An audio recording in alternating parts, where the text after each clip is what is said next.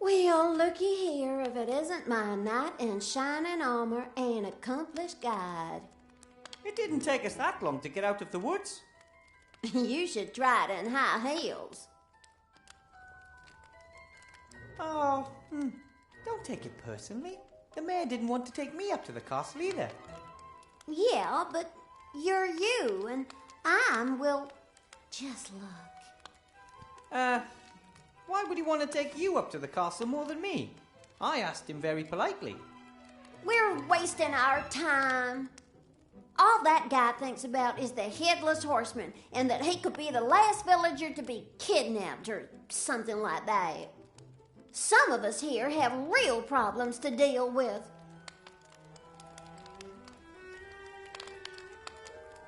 As luck would have it, I just saw some armor for female fighters. Yeah, I saw that too. Do you think Vladdy would like it? No idea. It wouldn't stop a hail of arrows, I'll tell you that. Hail of arrows? That thing isn't intended for battle. You got that right. One broad axe to the leg and it'd be game over. A lady don't go near arrows or axes. She has others fight for her. And this kind of armor would help it along a ways. But what if a young lady really does want to fight? Doesn't she deserve a proper set of armor? Looking good and knowing what you want. It's the only way to get ahead in life. I have to go. Save my friends. See you. A hot cocoa. That'd do fine.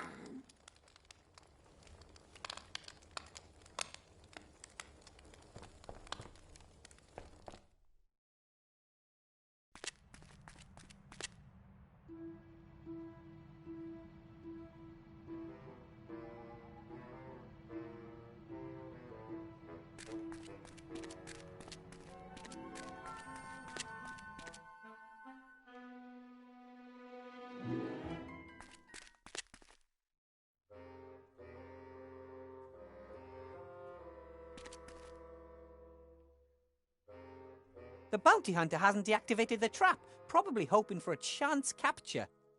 I should stay clear of it. It could be a long time before someone comes to rescue me this time.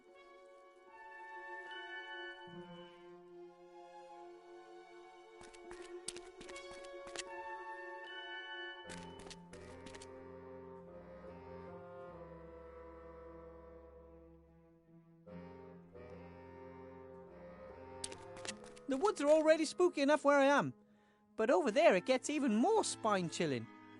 I bet that the evil heart of the woods is somewhere over in that direction.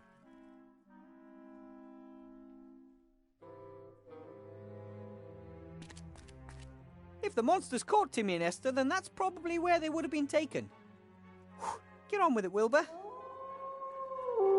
Yes, at least the werewolf seems to be there.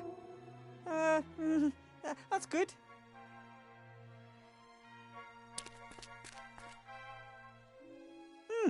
So the woods weren't just a source of wood for the villagers, they also dug clay there.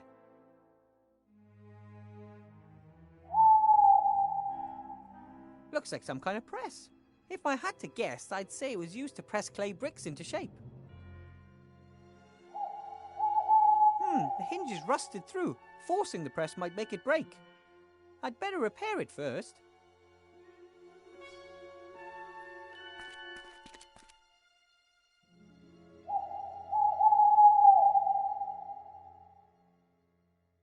Hard to say what destroyed the kiln, and when. Could have been time, wind and rain, but it could just as easily have been animals or other things. My guess is that the bricks were once fired right here in the woods. Makes complete sense. Not only is there lots of firewood here, the clay is also very moist and loses a lot of weight during firing. Why would you drag all that water into the village just to let it evaporate there?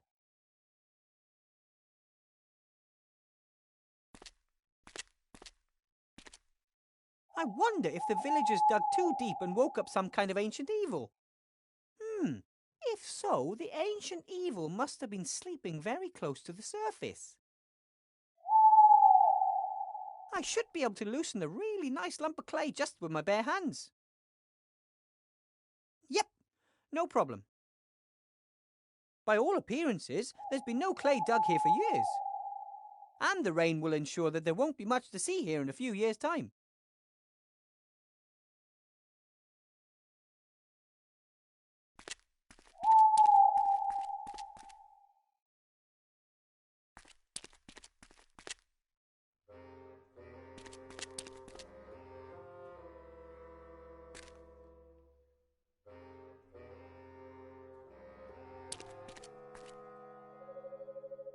That's Timmy's scarf! It's torn. There are several branches broken here and here. Oh boy, a few bits of fur. They look exactly the same as those up by the campfire. The werewolf must be on Timmy's trail. I hope the little guy was long gone before it came by.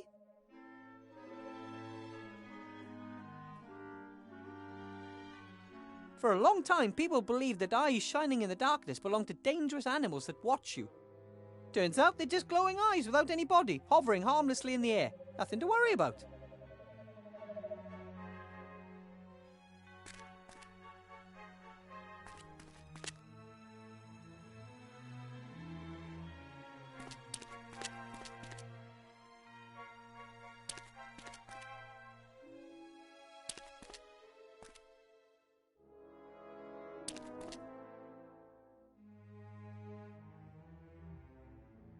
You can find these stoneheads all over Avantasia.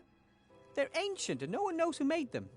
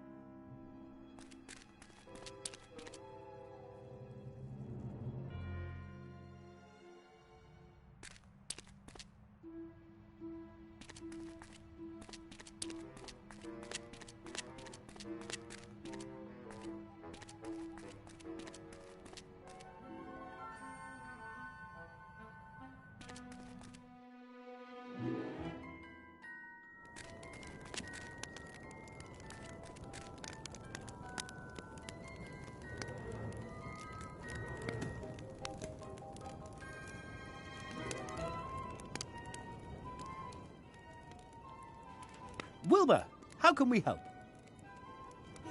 I found some traces of the werewolf and of Esther, but strangely, none of the paladin. He was there. I saw him as plain as day, just as I see you before me now. I believe you, but he left no tracks whatsoever.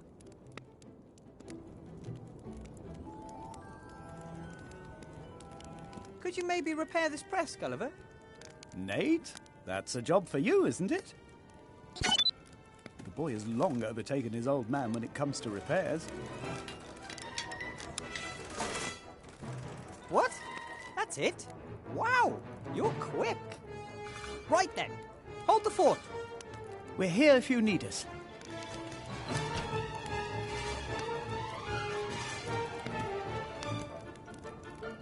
Thanks to Nate, the old clay press is once again fully functional.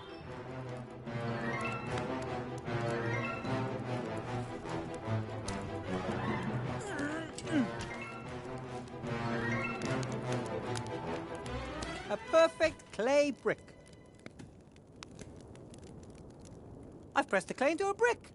If I were to fire it now and repeat the process a few hundred times, I'd be able to build myself a house with them. Just not sure why I'd want to do that. There's plenty of empty houses here as it is.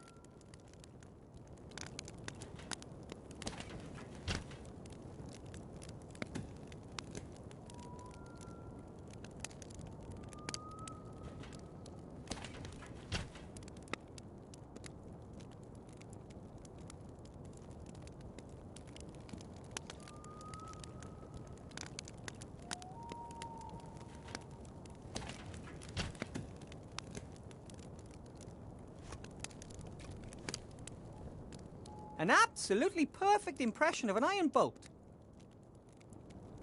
I'd better not put the impression into my pocket. It could get distorted. But I could use it here in the area if I'm very careful.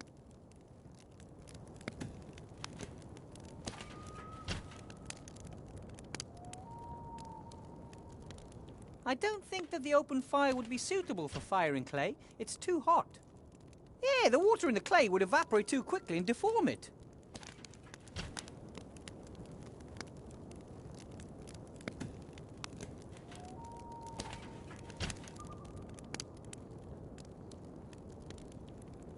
Okay then, a permanent imprint of the crossbow bolt.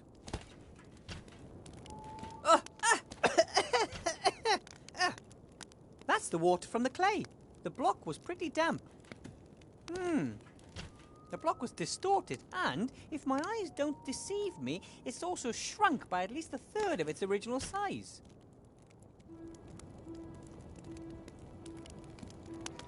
Esther said there'd be a few sausages waiting for me when I returned from the village. Then, everything turned out differently. I can't do anything with this impression of the bolt. Now it's smaller than it should be and crooked and wonky to boot. Shame.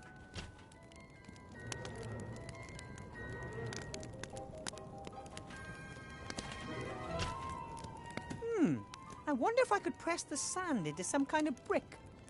It's dry, and that might prevent it from sticking together very well.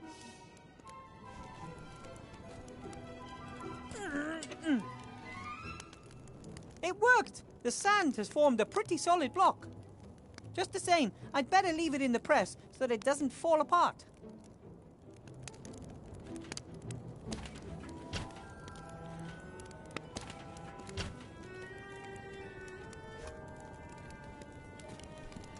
A very good mold of the boat. I can't see any difference from the original.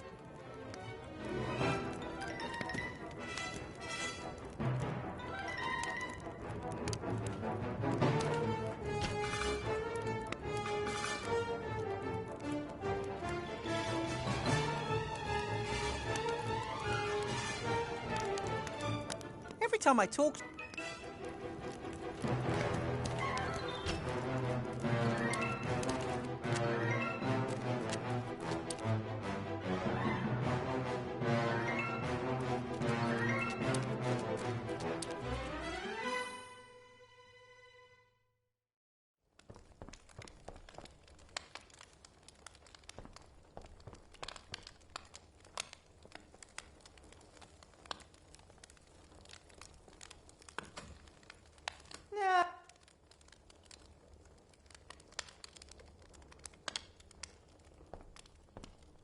Statistically, if you have a crossbow in the house, you're more likely to shoot yourself than a burglar. Well, statistics are made by people who don't live in a cursed village. A crossbow is a devastatingly effective weapon. At least it is, if you manage to hit something. Hey, I just sell the weapons. I don't know how to use them. I wonder why he just doesn't move away. What's keeping him here? I mean, Even if the headless horseman doesn't get him, sooner or later he's going to die, and then the village is doomed, one way or another. Hello? Oh, yes? Looks like I'm going to be helping you after all. How do you mean? The curse? The woods? It looks like we have a common enemy. Right. Right. Give it a go. I mean, I have more confidence in the bounty hunter, but I've reached the point where I'll grasp at any old straw. I will. Thanks. How motivating. This is a traditional adventurers and hero shop, right? Oh, absolutely. It was founded by my grandfather. He used to be very busy round here. Oh, there were giant spiders in the woods. There was an old goblin mine a day trip to the south. In the heyday of hero tourism, we were even thinking of building a sewer system. We sell armour, weapons, elixirs, provisions, ice arrows, antidotes, anything you need. And you can pay with spider legs, goblin ears, things like that. And what do you do with those? It's a trade secret. If you want to sell something, you can do it risk-free. I'll look after the object in case you want to buy it back later. You what? Oh, yeah. In case you change your mind later. Then you can buy back the same object for the same price. It's called the market economy. This evil heart of the wood, what exactly is it? And where can I find it? It's a clearing in the centre of the woods. There's an old dead tree standing in the middle of it. You'll recognise it when you see it. But how am I going to find the clearing? The woods are pretty big. And confusing. The heart of the wood doesn't want to be found. Yes, whatever it is that's sending these creatures after us, it lives in that clearing. Oh, I'm quite sure of that. Do you think that it might be the ghost of the Sorcerer Van Buren? Perhaps. The elders did warn us. They said you should never mess with the sorcerer. They were scared and whispered of dreadful dangers. Oh, if only we'd listened to them. Oh, yeah. Couldn't your device help me find the heart of the wood? Doesn't it detect ghosts and stuff? Ah, I see. You're saying that nothing around here radiates more psychokinetic energy than the heart of the wood. You might be right. You should get yourself a PKE. I was hoping you could give me yours. My detector? Never! It's my PKE. It's never let me down. But if you give it to me, I could find the heart of the wood and lift the curse. Or you might be killed and lose it in the woods. It takes weeks to deliver such a masterpiece of occult technology. That's exactly why I can't hang around here waiting for another device. I need yours. Forget it.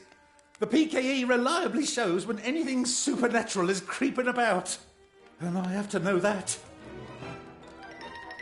I need something I can use to defend myself against a werewolf. Do you have anything like that? We've never been attacked by a werewolf before, so we haven't got any special anti-werewolf weapons or the like. But as far as I know, any normal weapon made out of silver should do the job. What's your skill? Sword and shield? Twin daggers? Gun lance? You mean you can fight with two daggers at the same time without mutilating yourself? Oh, so you're a long-distance fighter. Bow, crossbow or slingshot? As amusing as it would be to use a slingshot against a werewolf, I'd pass on that. Bow or crossbow would be better. I've got a lovely composite bow +2 in stock, but it requires dexterity 15. I think I might be able to handle something like that crossbow. Yes, a light crossbow is easy to use and packs a real kick.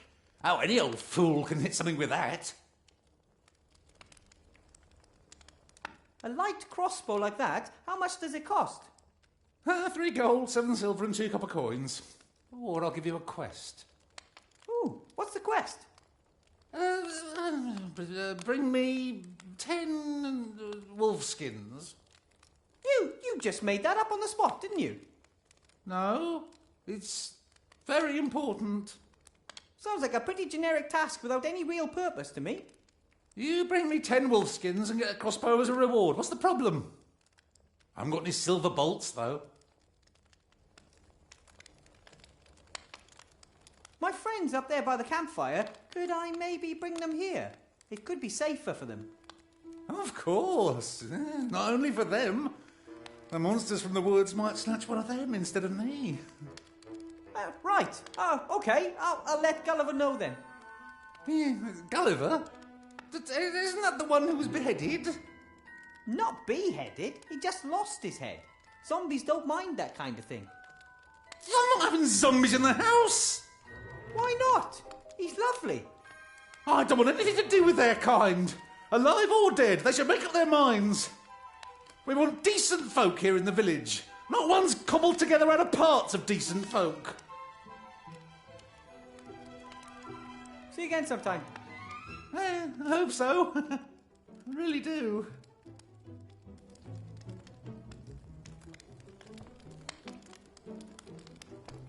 Hello. What? You don't have any silver, do you? Then I could use it to make a silver crossbow bolt to protect myself against the werewolf. Of what interest is a werewolf in the woods to me? I want to go to the castle. That's in the other direction. Yes, but once a werewolf is out of the way, I can take care of the headless horseman. And once he's out of the way, the mayor will take us to the castle. That's a bit complicated. I'd rather stage a clothing malfunction and convince the idiot to do anything for me that way. But that's risky. I wrote Laddie that I was a virtuous virgin. You have any silver or not? Of course I do. I have my silver jewelry. But I'm not wasting it on your shenanigans. I think there might be a way to let the Count know that you're here. Oh, really? All I need is a little silver. For what? I'm going to send him light signals. Morse code, you know? If I had a really, really good mirror, then the moonlight would be enough for that. And as everyone knows, nothing reflects moonlight better than silver.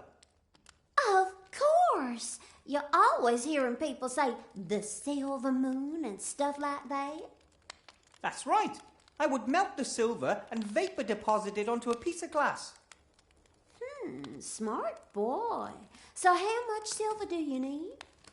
About the same amount as a silver crossbow bolt. Well, if everything goes to plan, then I'll soon have coffers full of the stuff. Let me know when you're ready. It's important. That wolf skin you have there, could you give it to me? What? Get your own. But I need it. No, actually, I need 10. But what about me? I'm supposed to freeze just 'cause you need a fur? If you're cold, I'd be happy to give you this nice warm wool blanket. Thank you, but this fur is just fine. Yes, but...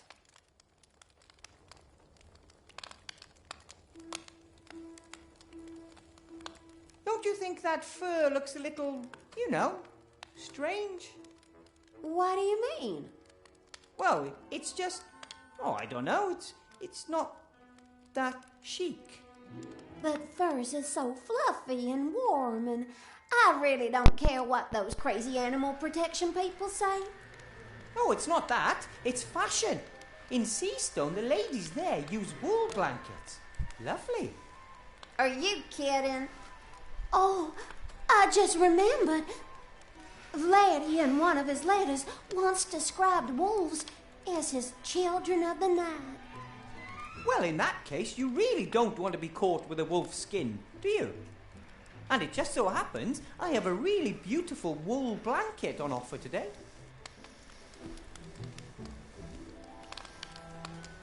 Much better.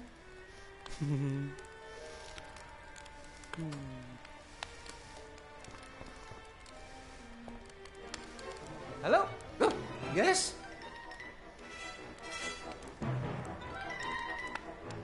Look! A wolf skin. You still need 9 more. You didn't even look at it. It was a wolf skin. You're missing 9. Do you really need 9 more skins? I mean, you weren't even interested in the first one. The quest is 10 wolf skins for a light crossbow. 1 skin has been handed over. 9 are still needed. If it'll make it more fun for you, I can think up a story about why I need them. You don't happen to sell wolf skins, do you? Oh, sure, yes. 1 wolf skin for 3 harpy feathers. Ah, forget it. See you again sometime. I hope so. I really do. The fetch quest cliches.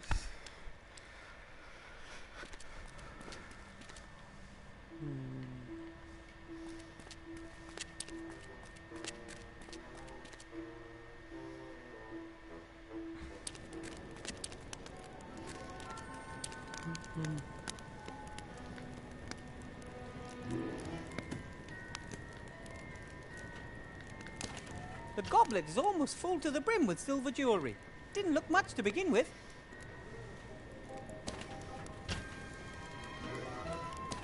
Let's see what happens. In fact, it's hot enough to melt the silver in the goblet.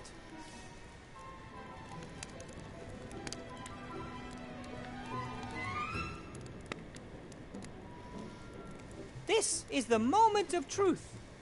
Nate, can you carefully pour the molten silver into the sand mold without burning your robot hand things? Be careful. Very, very careful. Brilliant. Well done. There was just enough silver. The mold in the sand is filled to the brim and it's starting to cool. Now we wait.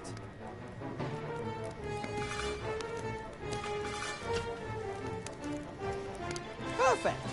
It looks exactly like the iron bolt, only this one will be able to inflict some damage on a werewolf as well.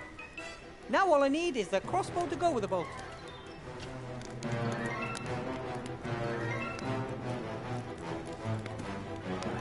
Gulliver! Wilbur, how can we help? Get me a ton of wolf skins. I think you might be safer in the village than here. I asked the mayor if you could wait there. Let me guess what he said. I'm not having zombies in my house. Why doesn't he want to help you? People don't know us, and they're afraid of what they don't know. Perhaps I should talk to him again. In Seastone, I thought that success and enough money might make people forget who we are, but they don't, ever. There should be a lot of psychokinetic energy in the heart of the wood. What's that? Well, it's a kind of energy emitted by supernatural things. You can locate it using a little device with arms attached. Could you make a device like that? A little device with arms sticking out. Not exactly a precise description. Can you get me the blueprints? Then Nate and I can try our luck. No, I don't think so.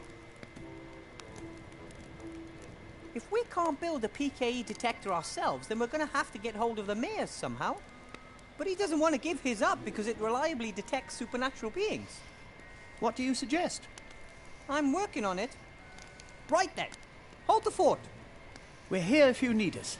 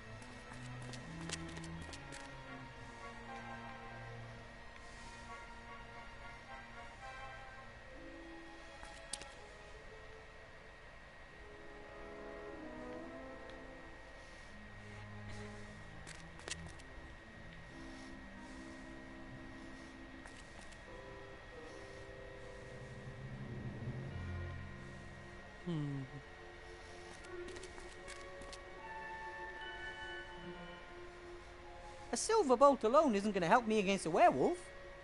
I could maybe throw it at the werewolf's head, but I'd feel much safer using a crossbow.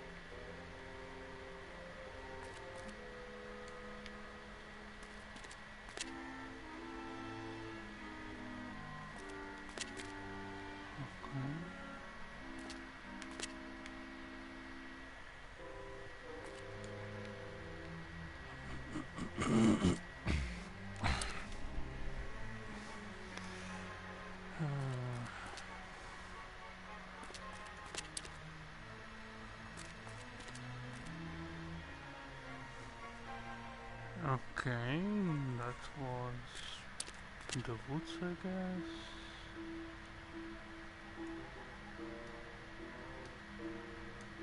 Oh, let's try that.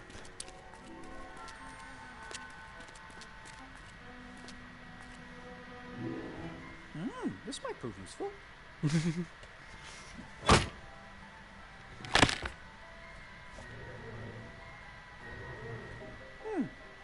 I can't see anything. The wolf skin is lying right in front of the hole. Oh, nice. Got it.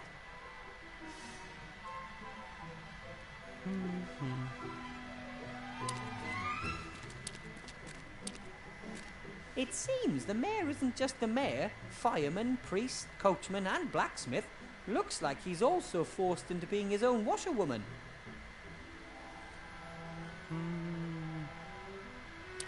Oh, nice. Hopefully the mayor won't have any objection, as long as it helps me banish the evil from the woods. You can always use some string, as I'm sure I've mentioned on more than one occasion. It wouldn't be theft. I really need the string for, stuff. The washing line does, however, seem to be knotted to a hook on the house, which is much too high up for me.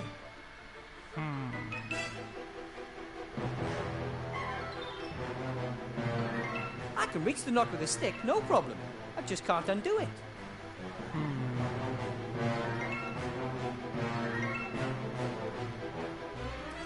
If you can't undo a knot, then you can at least cut it.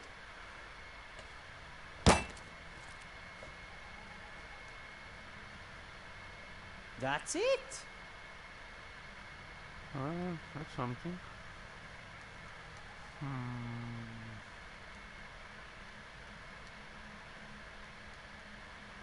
Okay. The only thing more useful than a bit of string and a long stick is a long stick with a bit of string attached.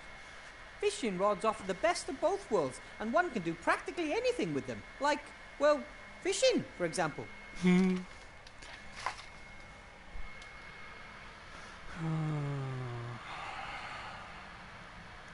can fish, okay.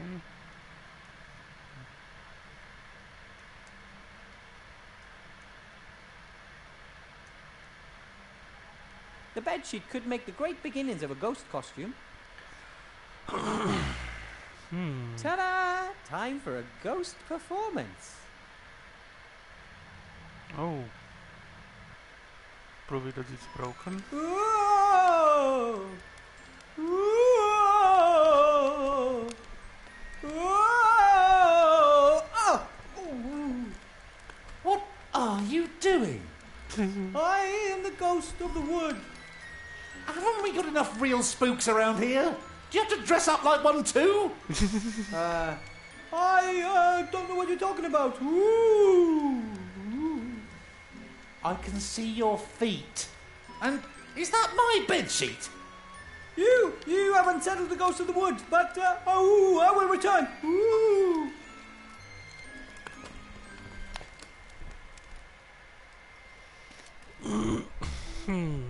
I don't know how, but he recognized me. It may be because he has a lot of experience with ghostly apparitions, living in the dark woods and all. Or it may have been my feet poking out from under the sheet.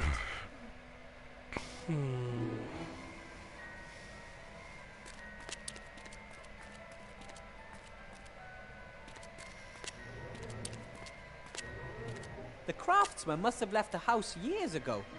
He'd be a busy man in the village these days.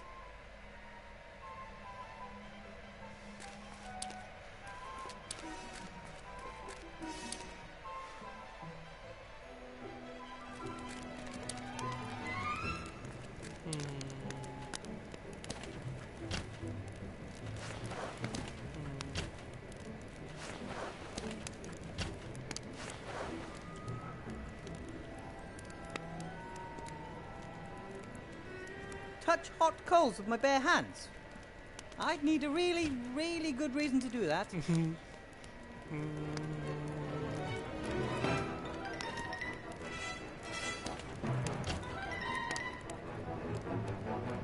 Gulliver!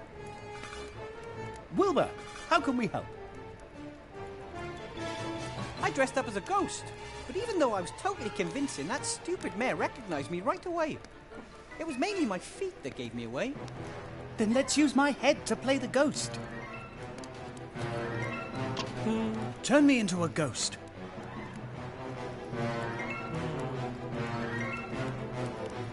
Here's a white sheet to start with. And? Scary? Sort of.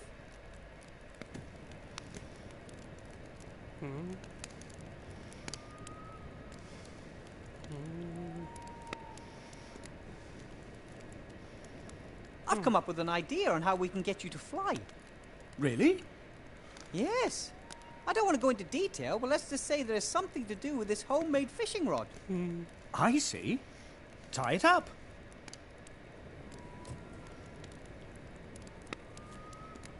Done.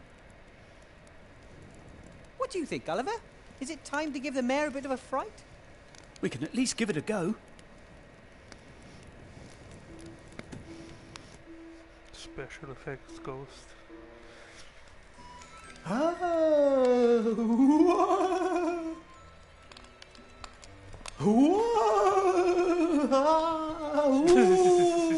That fails. Oh, a flying ghost this time. Oh, very nice. He doesn't look very scary. But he can speak. Whoa! Oh, yeah, nice effect. But I've already seen ventriloquists at the fun fair. But We'll be back. Oh! Let's get out of here. Tough crowd. But everything usually startles him. He didn't seem scared this time. Don't let your head drop. We'll think of something and try again. Then we'll just have to make the costume even spookier.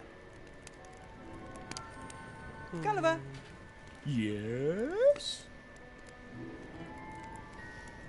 right, We're here.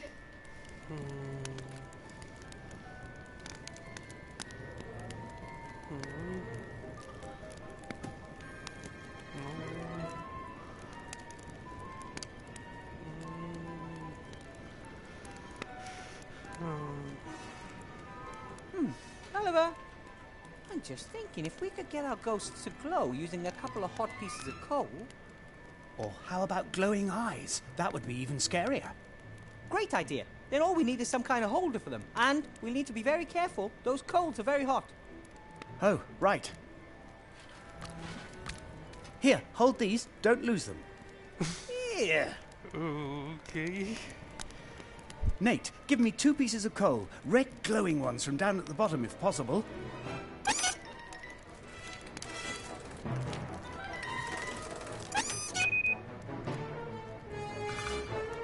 And?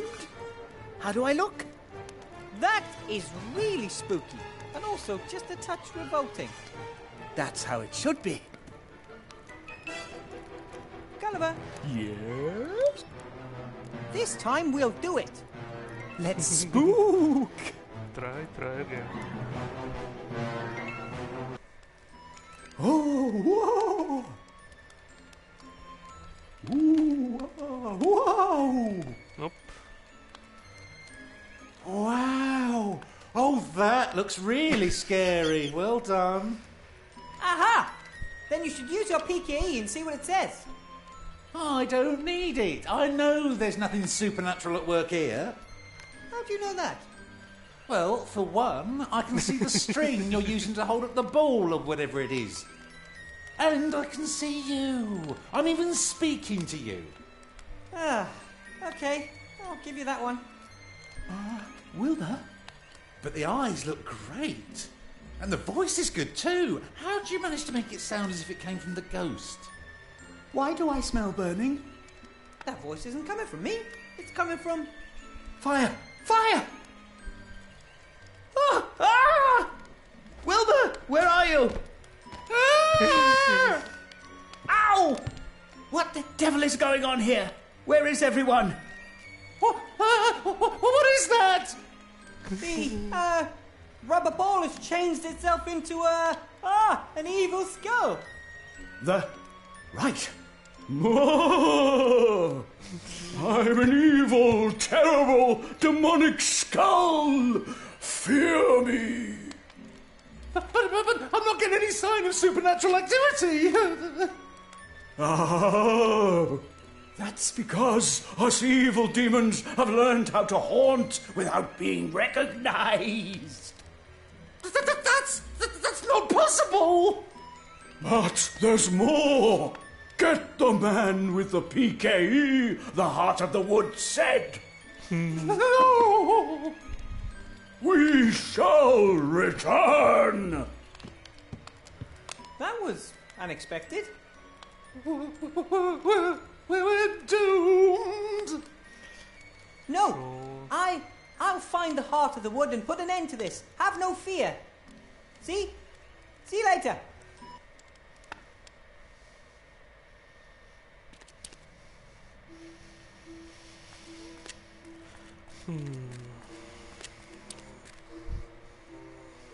Wilbur, well, how do you think we did? From what I saw up there, he almost wet himself.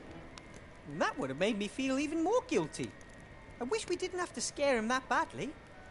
All for a good cause. If you can track the Heart of the Wood with the PKE and destroy it, then you'll actually be helping him. Here, catch. If I use it in the woods, it'll show me the way to the heart of the woods. But first, I'll need something to defend myself against werewolves. Then go to it. Every time I talk to Oh, here are your eyes. I guess I don't need those anymore. Ah, very good. Some of my best. Esther says the left one is the most handsome one I have. Every time I...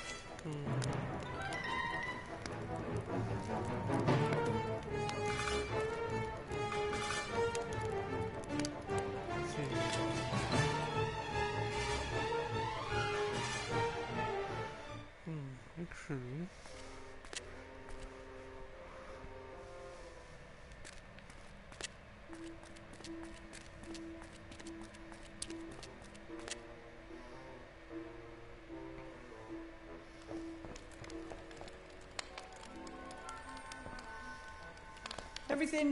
Everything okay?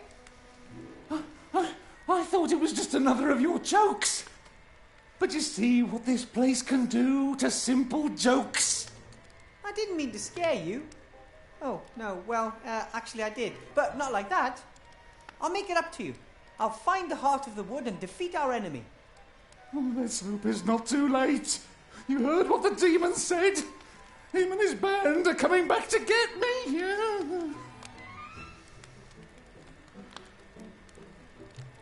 Do you really need 9 more skins? If it'll make it more fun. Oh, sure. I've got another wolf skin for you. Different one. Oh, fantastic. You just need 8 more. nice. But of course.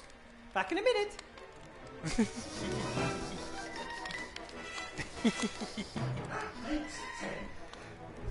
So, did you gain experience while completing the quest?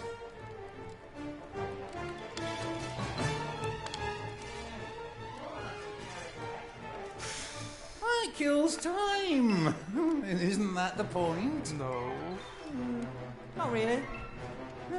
Here's your crossbow. Ah, very nice. Now I finally got everything I need to go deeper into the woods. Wish me luck. Oh, I do. And you'll need it. Yeah, I better let us do. I'm not sure.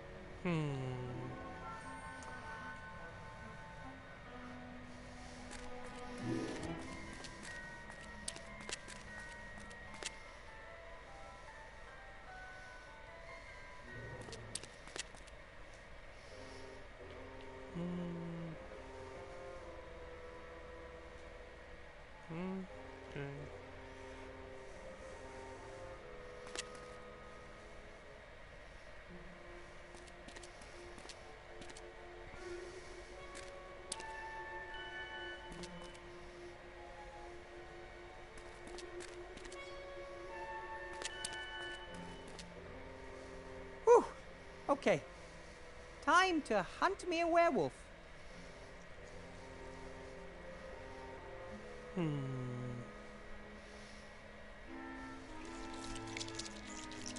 That's not No! a werewolf. Be gone, you beast! That was silly. That was pretty easy. Everything okay? Has she gone? I drove it away. And I thought that I hadn't hit it. She surprised me. I hate spiders. Everything's fine. Look The up. danger's past. At least as long as the werewolf doesn't...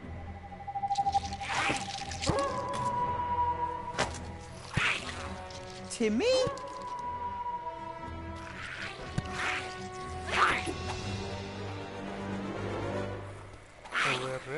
Don't! Are you crazy? I would have got him. That was my friend Timmy. He isn't a werewolf, he's a were-rat. Did you know about it? He was often ill. Always became very reclusive when that happened. Perhaps once a month, during a full moon? Remy never told me how Timmy's parents died. It could have been a werewolf attack. Dangerous beasts. Nothing but anger, hate, and muscle. Also fur. Your friend shouldn't have kept it a secret from you. He would have ripped you to pieces if he'd had half the chance.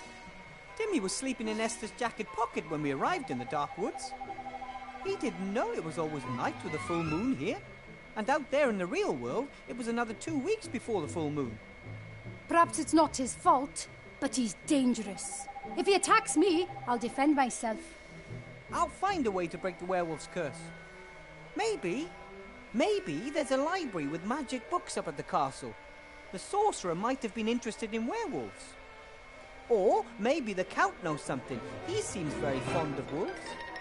Good luck with that. As far as I know, only a shot to the head with a silver bolt can break the curse. It won't come to that. We'll look for Esther in the heart of the wood, and I'll take care of Timmy. As long as he doesn't take care of us first. Why does a girl like you decide to become a bounty hunter? What do you mean, a girl like me? Most gnome girls I know wouldn't choose such a dangerous career. Yeah? Well, they'd rather be engineers, mechanics, or technicians. But what if I'm not interested in all that girly stuff? Totally with you there. That's why I became a mage. Well then, can't you just conjure something up and poof, the evil's gone? No, I'm not a mage anymore. Oh, I think it's good that you at least gave it a try. And you? You always wanted to be a bounty hunter and simply followed your dream? I wanted to help my clan. I didn't want to stand by and watch as I earn gold. We need it. And once you have the gold? We'll see. Go back home. Maybe I'll find myself a handsome gnome. Won't you miss the adventure? Nearly being eaten by spiders? No, not particularly. We should continue on together and watch each other's backs. Perhaps that isn't the worst idea. I've normally got a good sense of orientation, but in these strange woods... No problem. I got this. What is it?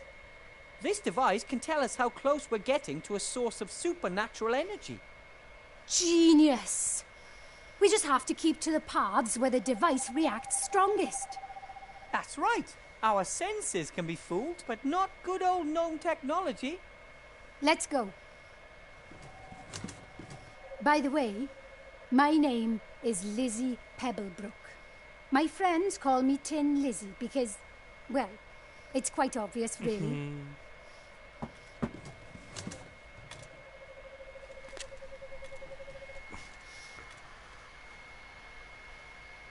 I think this thing is just leading us round in circles. I don't believe it. Look! The heart of the woods. Are you sure?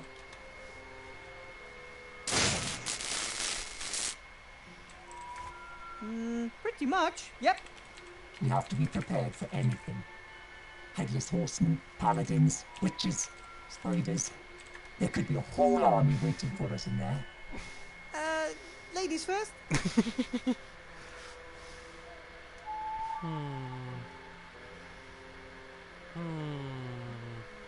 Lizzie's very brave. I'm sure that episode of the spider was just a little slip. She didn't hesitate for a second when I suggested that we find the heart together. Lizzie's very brave. She did. Whatever is living in the cave under the tree, it's killed off all the trees close by. Only the tree directly above the cave entrance is alive. Well, more or less. I've never seen such a gnarled, sickly tree before. Even Ivo's dad will have trouble getting that to blossom again. No, I see. It's okay. Well, okay then. I'll lead.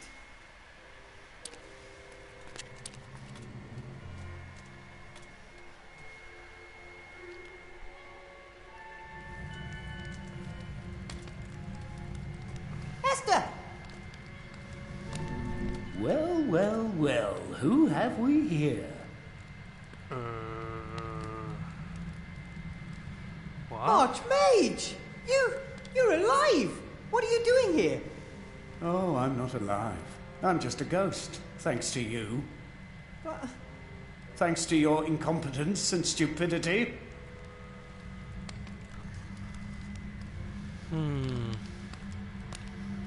enough!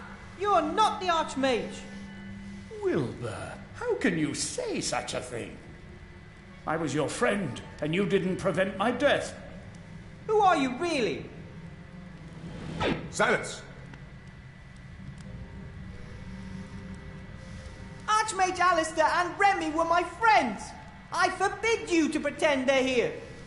Don't you understand, Wilbur? We relied on you and you have abused our trust. You disappointed us and you will disappoint Gulliver, Timmy and the others too. You're just a stupid little boy who makes everything worse. Rubbish.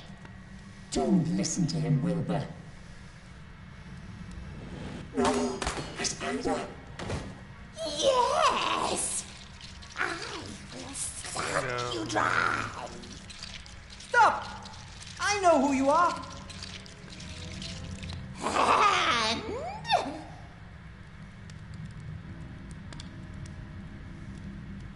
Sorcerer Van Buren never left this place, right? You're his ghost. Or you're the ghost of the wood woken by Van Buren. Yes, I'm the ghost of the sorcerer, and I'm the ghost of the woods. You can't stop me. You're both? I'm much more. Fear me. Why? You're always whatever we're most afraid of. I'm death, disease, loss, failure, humiliation. The monster under the bed. The creature in the cupboard. Lizzie's afraid of spiders. Esther of the Paladin who once chopped her head off. And me, I don't want to make any mistakes and cause anything nasty to happen to my friends. But you can't prevent it. Neither of you will leave this cave alive. And then I'll get your friends one by one.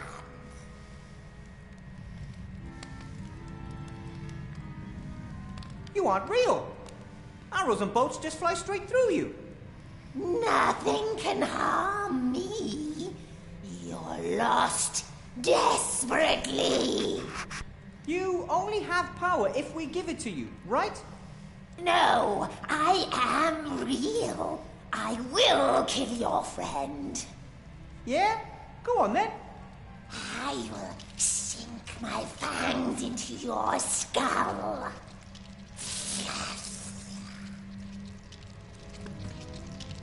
No, you won't.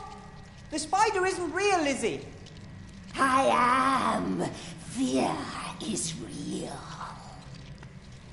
It can only paralyze us if we let it.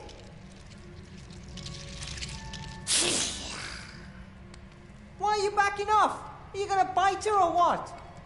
Yes. Why should I be scared of you if you can't do anything to me? But what if I can? You can't be sure. I'll take the risk. You can't destroy me. I'm always here. But we can control you.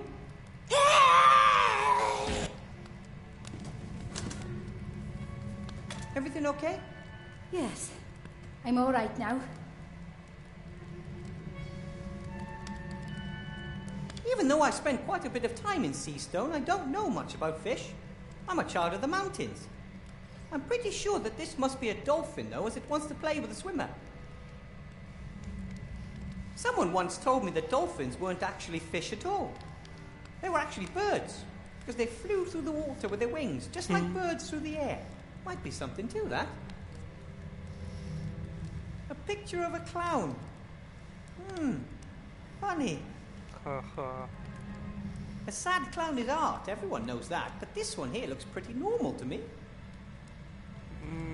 Looks kinda evil. All sorts of small stuff and a few pieces of clothing too. Yes, this thing fed off its victims' fear. It made them ill, perhaps even drove them mad. They were no longer able to think of anything else, didn't eat, and no one in the town knew what had happened.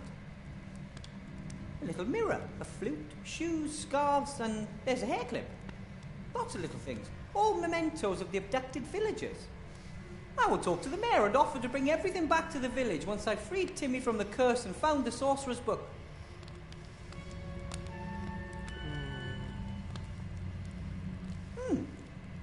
A man waving at the observer in a friendly manner.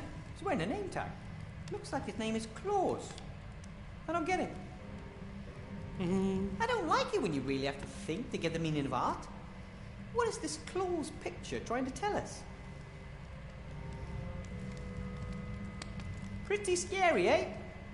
Ooh, too right. What do you think it was? A demon? A ghost? Some headless creature that only becomes powerful when we give it power? I believe that after the sorcerer died, the people in the village were so afraid something terrible would happen that this is exactly what did happen. And if they hadn't been so afraid, they could all still be here. My uncle was always afraid of becoming ill. That made him ill. And if you're afraid of dying, it can make you forget how to live. You know what I mean? You're quite the philosopher, Wilbur Weathervane. I've just been thinking a lot how it's better to do things and maybe fail than not to do things because you're too scared to fail.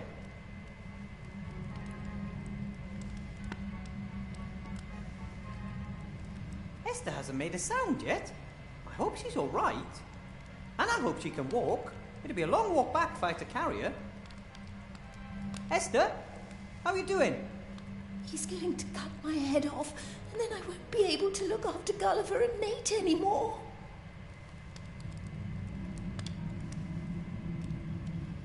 Don't worry, Esther. That thing is gone. It can't hurt you now. The paladin, he wants to chop my head off. Who's going to take care of both my boys then? Gulliver and Nate are fine. They're both waiting for you at the campfire. Yes, for now. But the paladin wants to chop my head off. And who'll take care of them if that happens? There is no paladin anymore. And there never was one in the first place. It was a kind of apparition sent to scare you. No, I definitely saw him. He is out to get my family. Look at me, Esther. There's no one here who wants to do you any harm. The ghost has disappeared. He has gone?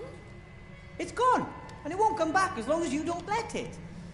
He said that he was going to get Nate. As soon as he has chopped my head off, he was going to get my little boy. It won't come to that. I'll explain, but not here. Let's join Nate and Gulliver by the nice warm fire, okay? Yes, yes. Oh, thank you, Wilbur. Yay.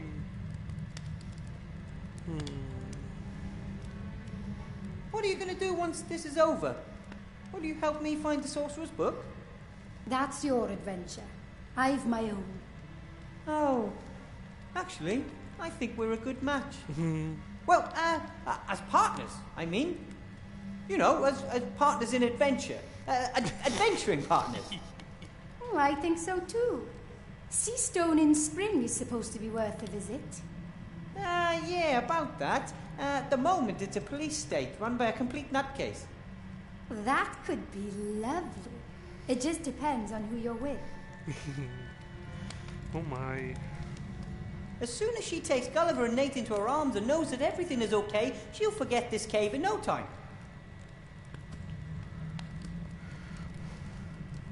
I know 2 people who are longing to see you, Esther. And I know someone who owes us a sack of gold. Come on, let's go. So, there was never a curse? That's right. No curse, no real threat. Only fear made it become a reality. Oh, then I'll try to be more open-minded in the future and not always assume the worst. You can start by welcoming my zombie friends into your village. We'll see. At least I'll talk to them. That would be good. If my memory serves me right, you promised a sack full of gold to the person who hunted down the Headless Horseman. Of course. And you have earned it. We earned it. You get half of this, Lizzie. That won't be necessary. Oh. Oh. See you around. Oh, yes. See you later. I think she just, never mind. Why did fear show itself to you in the form of a Headless Horseman? Oh, my grandfather always used to tell me the story about a headless horseman. I was terribly scared of it. It was still my favourite story. And if there's enough hysteria, you'll believe anything, even that ghost stories are real. Now you know how to defend yourself against the curse. So could you please show me the way to the old Van Buren castle? Oh, yeah, of course. You and the enchanting young lady. Huh, and about time too. I'd better draw myself a good map. I'm sure I'll be going back and forth between the castle and the village a few more times. My friends are here and Timmy is still somewhere in the woods. Fine, let's go.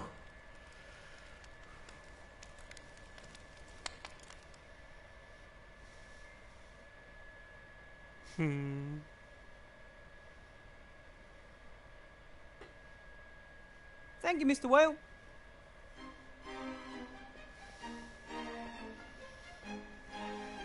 I drew my path on the map very carefully. This way, we can always return to the village if necessary. No need. I'll only leave the castle one more time. With a few crates of gold. Oh. What do you mean? Gold figure.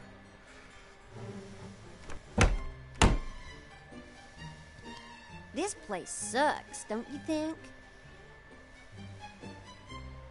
The castle will blossom in your presence, just like me. Laddie! My moonshine. You won't believe what I've been through. I need a bath this instant. But of course, my love. Then perhaps a light dinner, and then let's just see what the evening holds in store. Ahem. Are you her servant? No, You can be my servant. My Igor died years ago. For good this time. does an actually, eagle I die? wanted to... Wipe your shoes, or you'll have to clean everything again. But... here we go again. The castle is way, way too big for one person. Why do all rich people always buy buildings like this and live in them all alone? As the rooms the Count uses are so dilapidated, I wonder what the others will look like. Nothing but weeds and trash everywhere you look. The Count really does need some urgent household support. Time to make myself useful as the new servant. On the other hand, I'm not the world's best gardener and should probably leave well alone. I'd say that coach hasn't moved a metre since old Van Buren's day. Several spokes are broken. Yes. Ooh, there's a small tree growing out of one of the seats.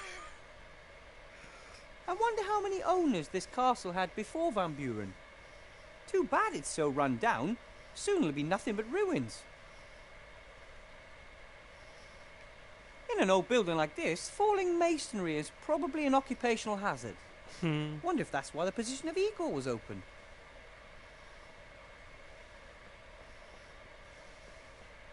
Stone's fairly flat, maybe some sort of roof tile. Yeah, big white maggots. Okay, if we must. Tasty.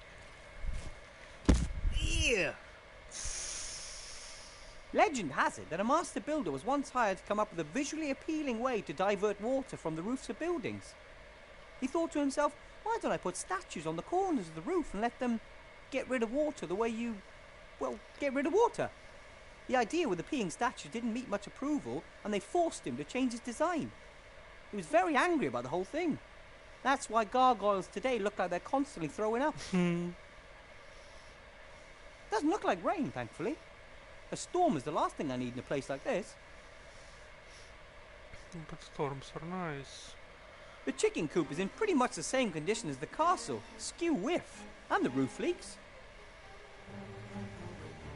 The Count seems to like chickens. That's a good sign. Anyone who likes animals can't be a bad person.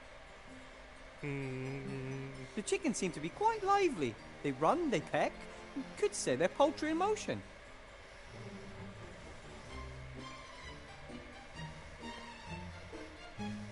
A shallow water bowl for the chickens. Empty. They've no use for an empty bowl. I'll take it anyway. The Count and his young fiancée met through a newspaper ad, which means someone has to fight his way through the mountains on a regular basis.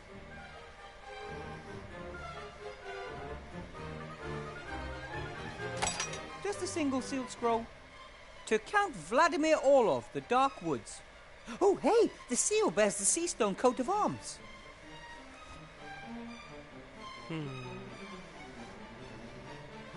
Neither the drawbridge nor the portcullis were able to protect Van Buren against the mages, paladins and villagers who came for him. Maybe he was no longer at the height of his power. Otherwise, a sorcerer like him should be able to defend a castle like this easily. Nasty statues. I saw them from the drawbridge. They look like a mixture of a man and bat. And it's almost as if, they watch you the whole time as you approach the castle. The Count seems to like...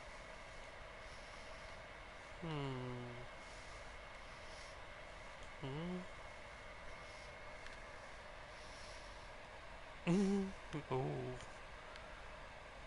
What's campfire image?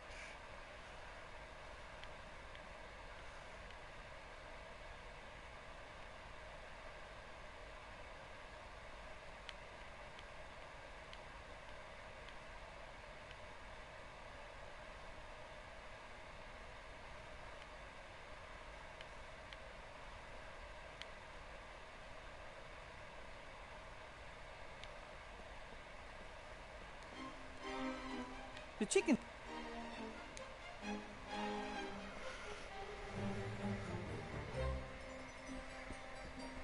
Oh, fine. Nice. Lovely. Ooh, scary people. I can't tell if these are relatives of the sorcerer or the Count. The only certainty is that these are some of the creepiest faces I have ever seen. But they look somehow generous. Ooh, I can't... The only...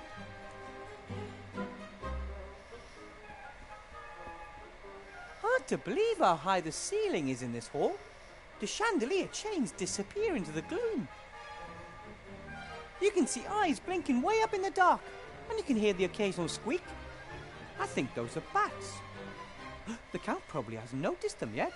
I can hardly imagine him allowing bats in his castle.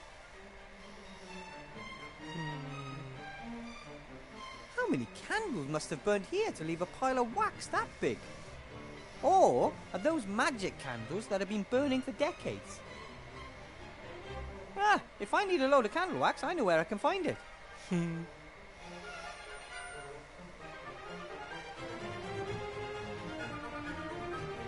From the outside, it looks as though the castle has at least 5 or 6 floors. And old castles often have cellars and dungeons too. Judging from the outside, I'd say at least 5 or 6. And old castles like this one often have a lot of work for just one Igor.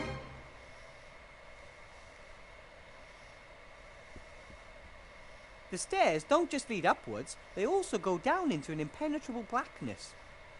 Dungeons, tombs, all kinds of things that I don't want anything to do with could be down there.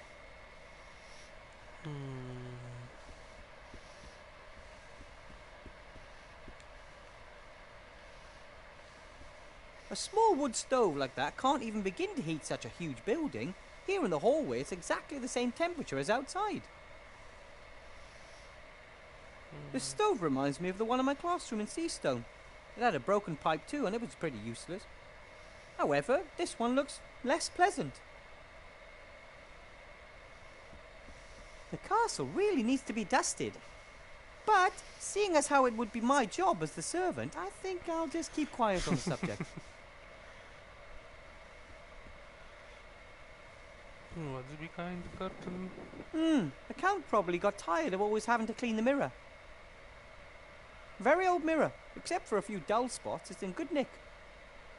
Very old mirror.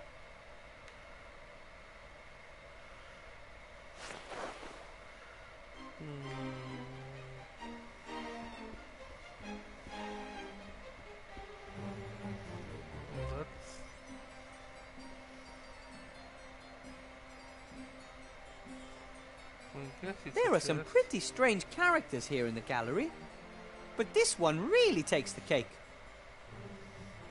A heavy wooden chest with 7 seals. 2 of them are open. Could be where the book is hidden, but it could also contain the Count's well-protected underwear. Either way, there's no sign of how to open the 5 remaining seals. Could be where the book is hidden. Either way.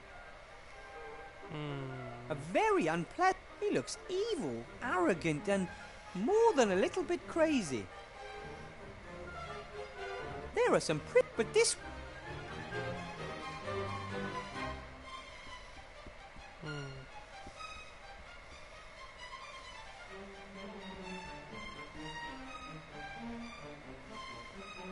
Ah, there you are, Igor.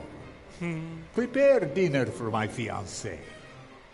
And set the table with all the trimmings. We want to have a romantic meal before withdrawing. My name's Wilbur. My servants are all called Igor. Igor, his father Igor, his grandfather Igor, and his father too. Ooh, you certainly had a lot of servants.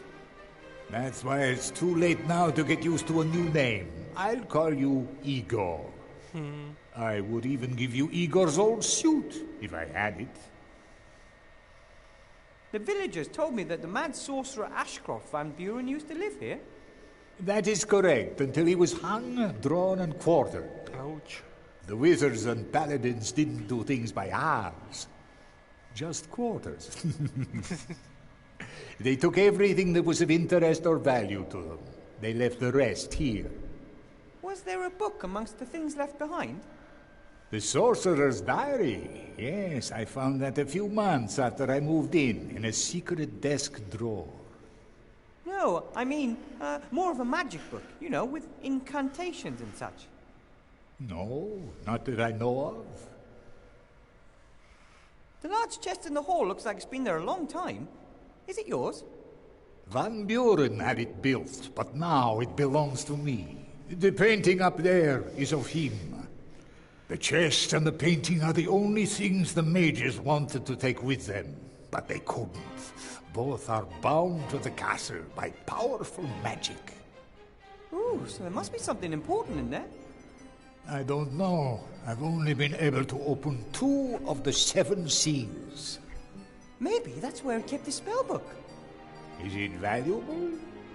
The young ladies are getting ever more demanding these days. And my new line of guano skin cream for the man of the world hasn't done quite as well as I hoped. Master, maybe I can help opening the chest for you. I'm good at that kind of thing. If you wish, as long as it doesn't clash with your other tasks. I want to be sure my little bunny rabbit is properly pampered. Here, the Sorcerer's Diary. I was able to open the first 2 seals with the help of this. Thank you, Master. Do you know much about werewolves? Not particularly. Us and them, we don't get on. Normal wolves, yes. They're the children of the night, and I like standing on the balcony of an evening, listening to them singing. But werewolves, poor souls that have been cursed and can feel nothing but primitive anger and hate. Is there any way to get rid of the curse? Of course, quite easily. You have to kill the werewolf that cursed you in the first place. And if you don't know who it was? Then you can only hope that a friend pumps your head full of silver. No way! And what may I serve you and the young Miss Kiki? For the young lady, a rocket salad with vinegar, oil, and strips of chicken breast. That's what young ladies eat these days. Nothing for me, thank you. Not even a little bite? Maybe later. Until then, I'll make do with a glass of red wine.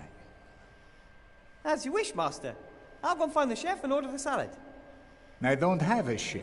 I normally order out. But I can't cook. How hard can it be to make a salad with vinegar and oil? Make haste, Igor. Very well. Count Olaf, Master. I saved your fiancée in the forest. She was thrown from a horse and lost her way. The poor child. What luck that nothing happened to her. I've been waiting for her for so long. I heard you've been married a few times. Many times. Unfortunately, I've never grown old with any of my lovers. I am cursed. I'm forced to try again every few years with a new, young woman. Oh, that's terrible. I'm really sorry. Master, this scroll was in the postbox.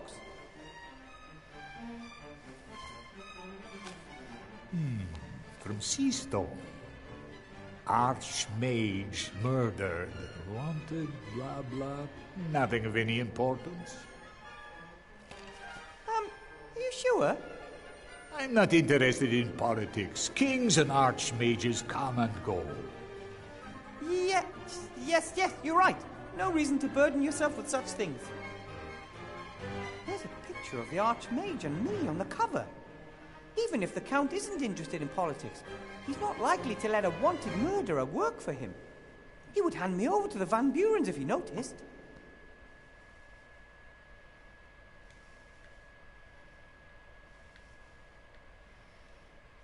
The Count seems to be a wine lover. Red wine, to be exact. Luckily, the scroll rolled itself back up. Otherwise, the Count may have spotted that his new ego is wanted for murder. Count? Yes, Igor?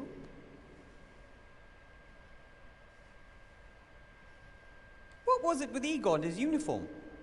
Your predecessor, Igor, made himself at home in the cellar, Igor. He had a bed, a desk, all his belongings. I think now you're the new Igor. It is all yours. And Igor's uniform? It will be amongst his things. Go and have a look. But be careful. It's dark down there. I could take a candle. I don't think that's a very good idea. They are attracted to light. They? Things that live in the darkness. Igor had due respect for them and never dared go down there with a light. Perhaps the uniform isn't important after all. If you'll excuse me, Master, work calls. Make haste. My little honey bunny has gone upstairs to take a bath and could come back down at any minute. What is upstairs? Nothing of interest to you. Your place is down here. And tomorrow I'll show you the cellar and the crypt.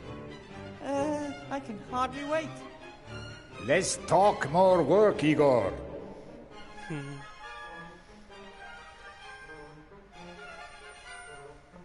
I find it odd that Count Olaf bought a castle in the dark woods. Most old people love the heat and the sun. There's not a lot of either here. Maybe he burns easily.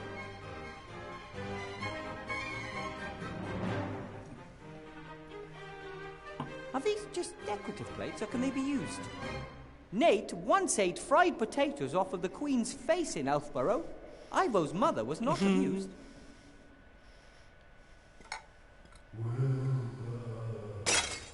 Igor, be more careful. I didn't do anything. The plate just flew off the wall. I've lived here for 10 years. Castle Orlofstein has never been haunted. Weird. This now.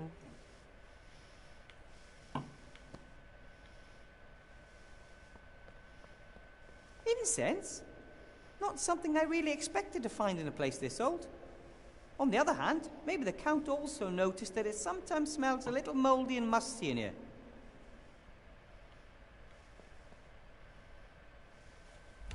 Cutlery.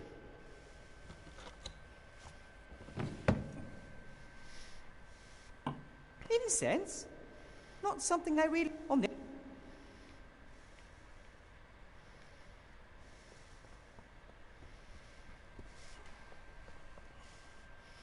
A lovely glass with a thick bottom. Glasses made of perfect transparent glass like this are very rare and expensive.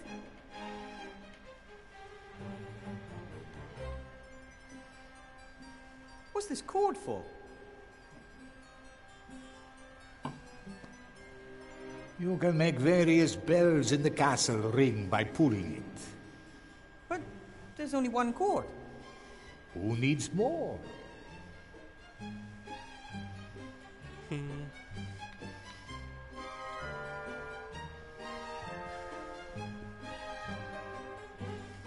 That should do. So, looking good, even if I do say so myself.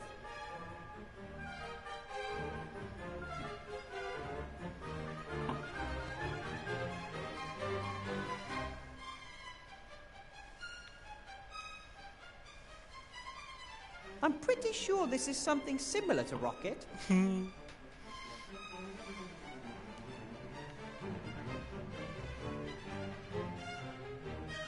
These fat maggots are about the right size, but they don't look much like fried chicken.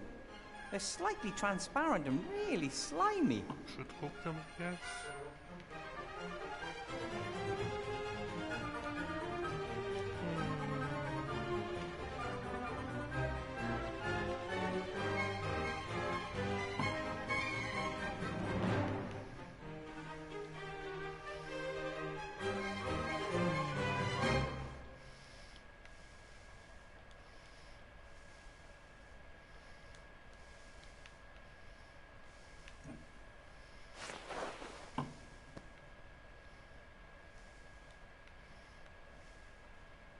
I think the Count expects a finer layout to impress his fiancée.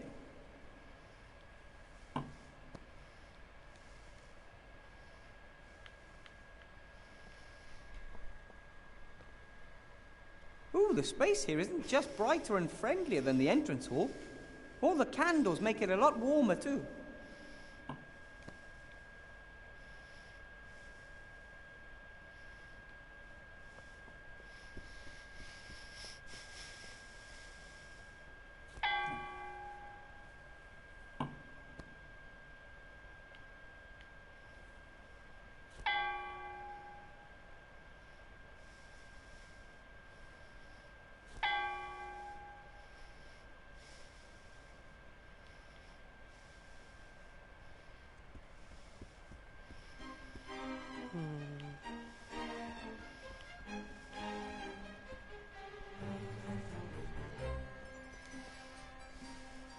I can't kill one of these chickens.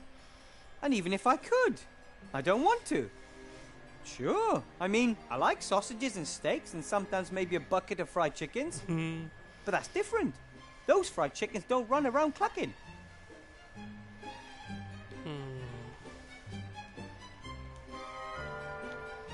I can't kill one and even... Sure, but that's...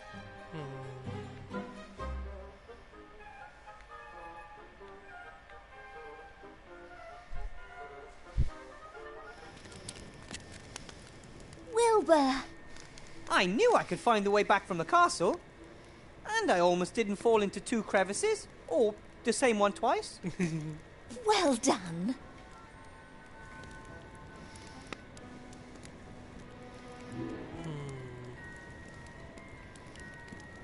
I have these thick, slimy white maggots here.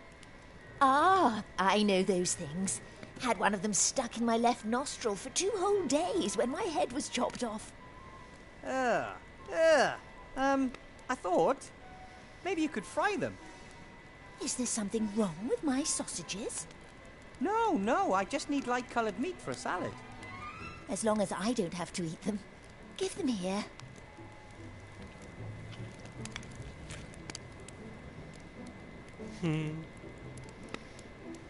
Perfect.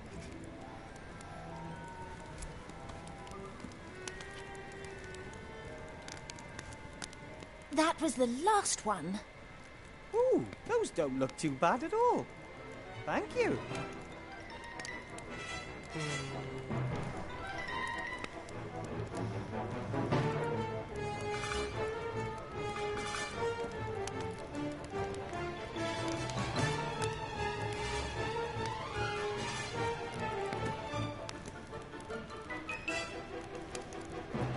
Like father, like son. They deserve some rest after the last few days. Esther, Yes? that took it out of them, didn't it? Yes. They have to recharge their batteries. You should have a bit of a rest too, Wilbur. You must be exhausted. Do you want me to make you something to eat? Oh, something to eat would be great. I've been hungry since we got here. Then I'll make you a sausage. These are Timmy's favourite sausages. I wanted to surprise him with them tonight. I will help him, Esther, I promise. I know. Just be careful with the little fella. As long as he's careful with me. Ready. Careful. Hot. Ow! Ooh! Ah! Thanks. Can I have another sausage? But of course. This place is growing on me, you know. Now that the ghost stuff is all gone. You're not a city zombie, are you? People need to get used to us. Big cities always have a constant stream of new people to get to know. Here in the country, you only have to convince each person once that you don't want to chew the skin off their faces. Ready. Careful. Hot. Ow! Ooh! Ah! Thanks. You look thoughtful. I was just thinking about what a lucky woman I am. I've got a partner who loves me and a wonderful son. Everyone is healthy and we're all together. You only think about these things when something bad happens. Or nearly happens. See you later, Esther. I have to go. Bye.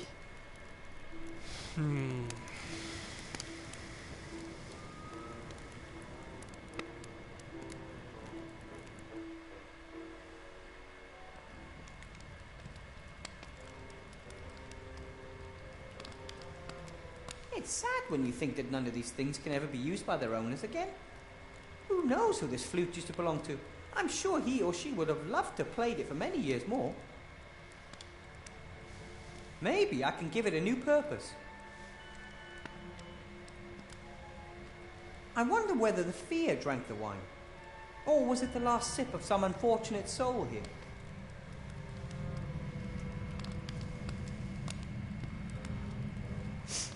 Ugh! The wine must have been here quite a while. It's gone really sour. Oh, vinegar. Perfect.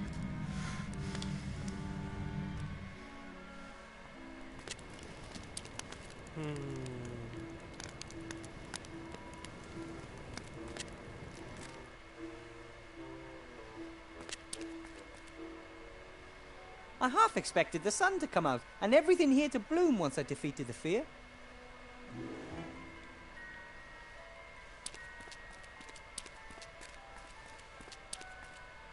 That would be the perfect house for Esther, Gulliver and Nate. The three would bring life back to the village. Or, something along those lines anyway. Nice.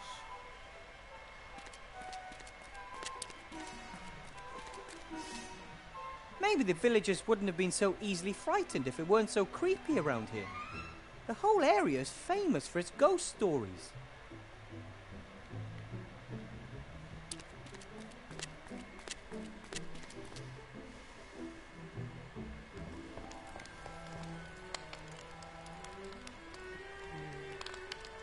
Even without fear, he won't get rid of his goods anytime soon.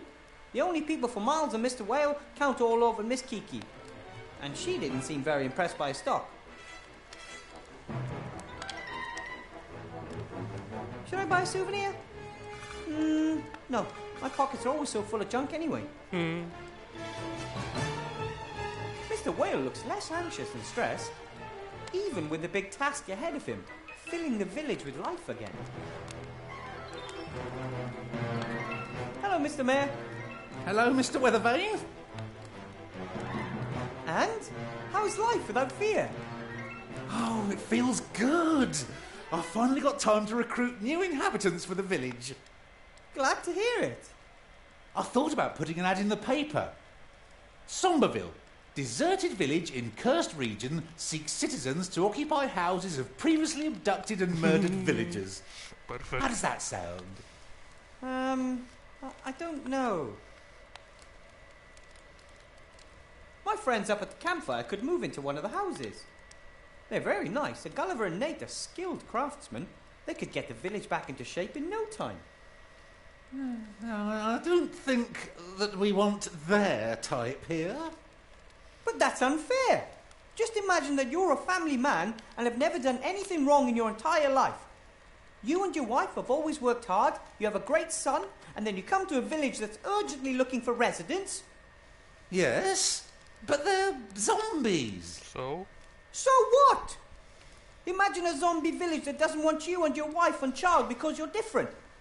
What would you think of people like that, huh? Well, you can't really... Well, I suppose I could talk to your friends. You do that. Do you by any chance sell lettuce? No, this is an adventure shop. Adventurers don't eat salad. They go into the woods and slay wild boars. Then you probably don't have any chicken breast fillets either, do you? No. And salad dressing? Oil? Vinegar? Again, no. Oil for Well, actually, I do have oil. Yeah. Some warriors like rubbing it into their muscles to make them glisten in the sun. Then I'll have that then. Oh, I'll even give it to you for free if you promise not to rub it on yourself in front of me. Maybe. Thanks. I think I'll be going now. Oh, how's Miss Kiki? Has she sunk her claws in the count yet? What do you mean by that? Oh, come on, Wilbur. A hottie like Miss Kiki? She's just a gold digger. The count will need to watch his back. But they love one another. They met through a newspaper ad, and it's not very nice to think that of other people, Mr. Whale. Tut tut. Sure. Hello? Must have been mistaken.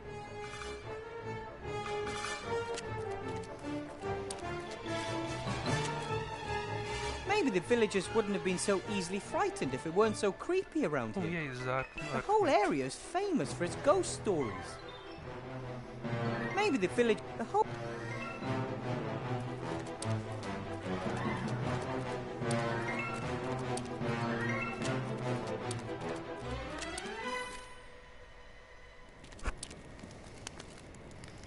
Yeah, I'll let her get some rest.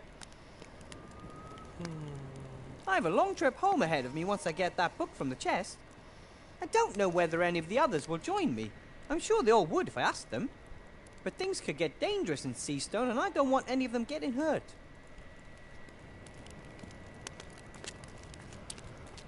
The fire's still burning brightly. Esther won't let it go out all night, that's for sure.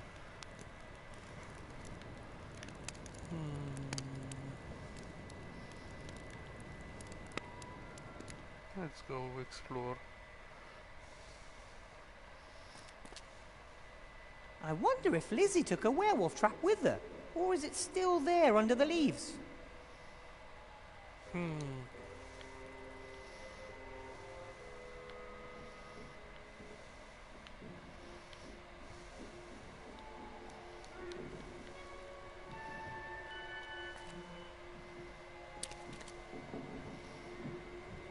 Poke. Ah!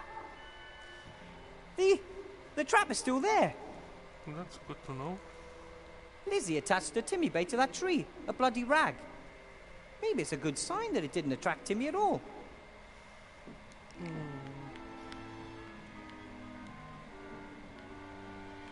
don't want to eat it. Doesn't that just...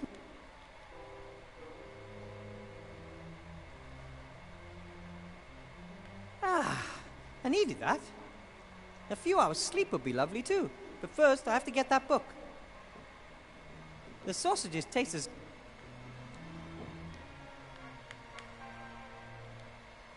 There we go. If there's still even just a little Timmy in the were-rat, this will do the trick. Timmy loves bratwurst.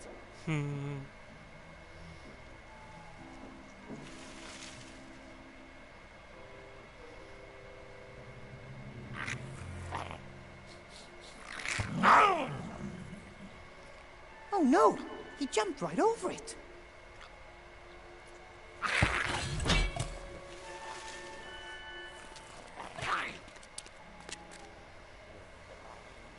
Shh, easy, Timmy. Ouch! I knew you were in there, Timmy. A were-rat would never have been interested in sausages. That's all you. Fight it.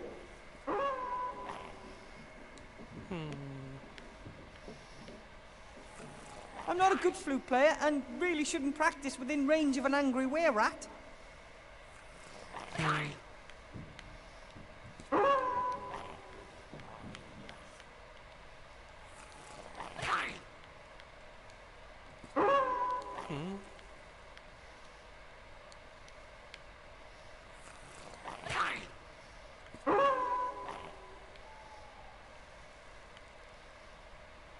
I'm not a good flute.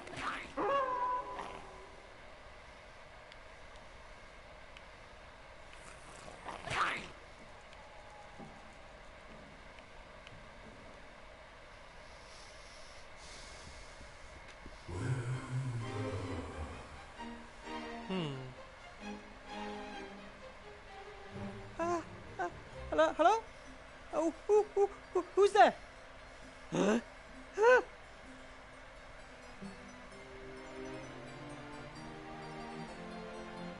Master Alistair? Are you all right, Archmage? Has Ivo changed you back? And why don't you come here? You could open a portal. A ghost over some kind of drawing? I don't understand, Archmage. What does that mean? Archmage? Master Alistair? He's gone.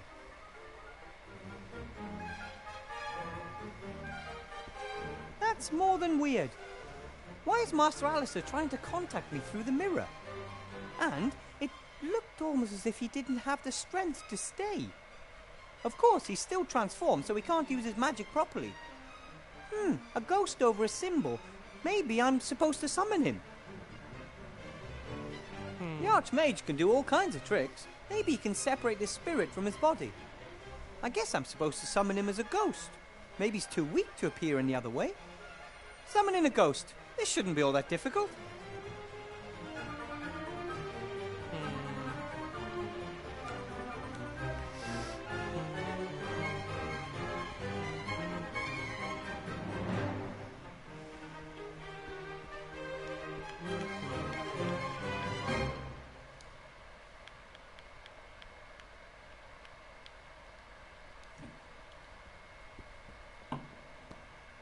The wine, so sour, could make a good substitute for vinegar. The only thing missing now is the oil.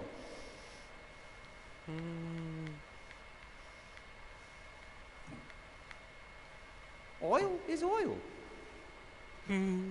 Vinegar and oil. Why do people always say the cooking isn't as easy as it looks?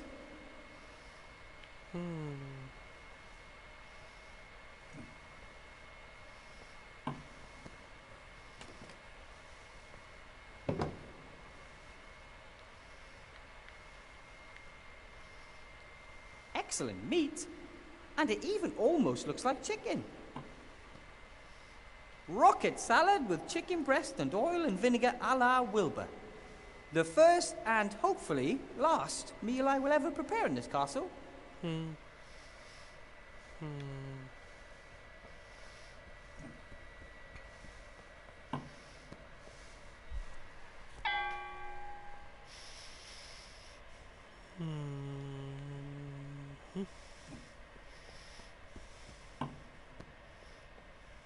Count? Yes, Igor?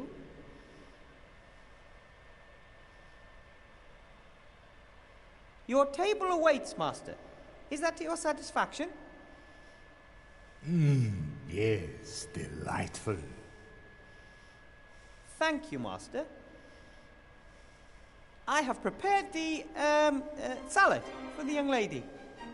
Rocket salad with vinegar, oil, and strips of chicken breast?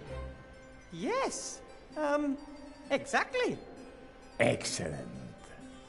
Pull the cord, Igor. Let my little bunny rabbit know it's time to eat. Count? Yes, Igor? Are you sure your fiancé, is being honest with you? We'll find out tonight, won't we? I don't want to spread any rumours, but Mr. Whale from the village, he thinks Miss Kiki might possibly be after something other than love. Oh, so am I. Yes, but I don't mean friendship and care. She won't be the first Mrs. Orlov, Igor, and probably not the last. I know who she is and know how to handle her. All right, then. The poor Count. He thinks he knows her and believes she loves him. Have you any idea how to summon ghosts? Why should I? The last thing I could do with is a howling castle ghost scaring my young wife. I must get back to work. You certainly must. You're quite chatty for an Igor. Because not an Igor?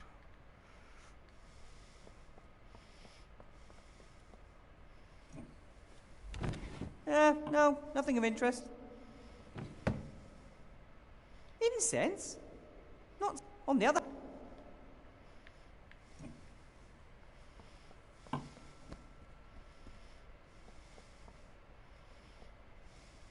How can I make sure that the bell in Miss Kiki's room rings?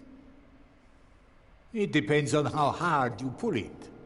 Pull a bit harder than middle strength to start with, and then about a third less at the end. Okay. Logic. No, middle strength to start with, then a bit less at the end. No, that was the stables.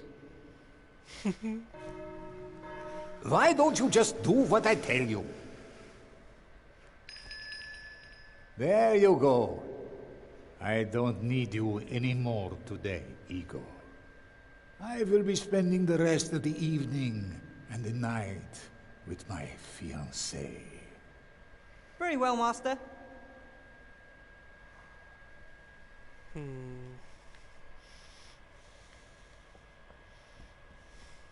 Everything's ready for the big dinner. Rocket salad with chicken breast and oil and vinegar a la Wilbur. The first and...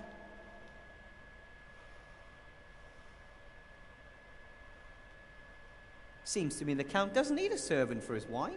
He refills the glass himself.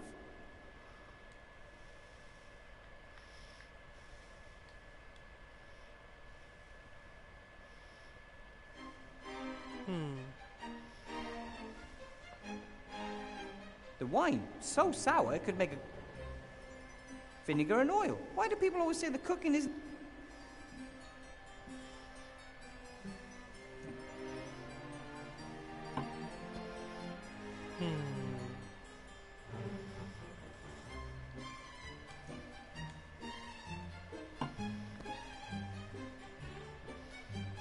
The wine so sour, vinegar and oil.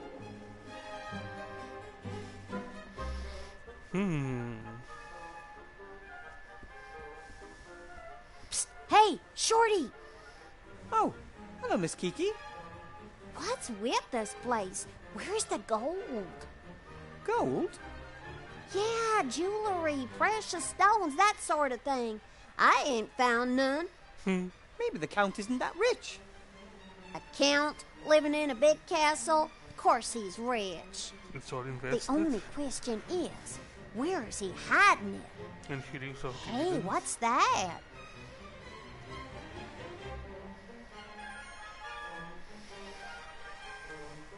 I wanted to talk to you about that. It's sealed by 7, seals. Maybe you could open one of them. Ooh, what do you think's in it?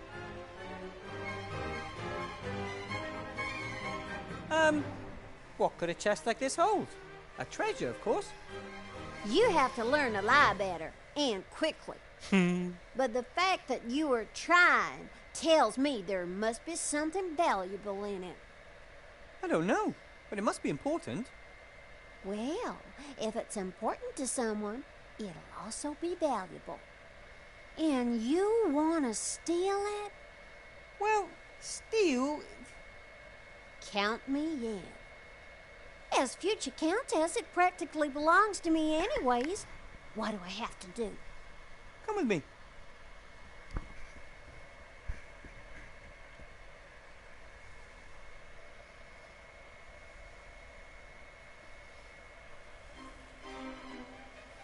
Just open that seal over there. Why don't you do it? I can't. It has to be opened by someone very special. Ah, I understand. You need a woman's touch. Something like that. Well, that was simple. That it? That's it. Interesting to know that you could do it. Tell me when you got that thing open, and don't even think about simply disappearing with my stuff. Very well, Miss Kiki. Now, I'll go humor the old fart. I'm sure with a little persuasion, I'll be able to find out where he stashed the rest of his treasure. This was the first seal, or the third, depends on how you count them.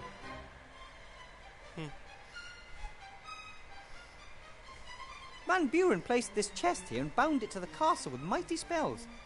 He did not want it, or whatever's in it, to leave these walls. It has to hold the spell book.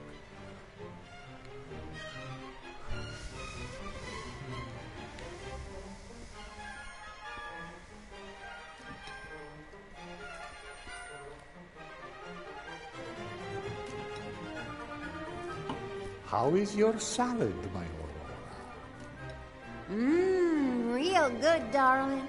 It's not easy to get chicken to taste a chicken. My compliments to the chef. We're all just doing our best to make you feel at home, precious. Whew, looks like I got away with it.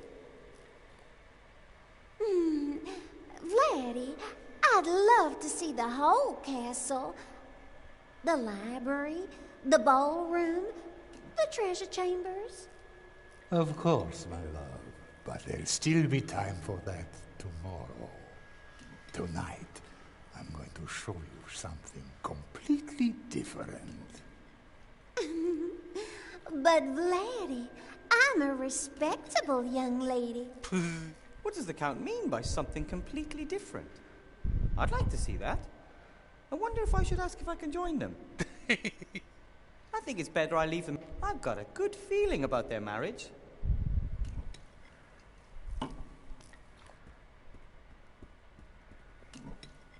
The Count's distracted. This is my chance.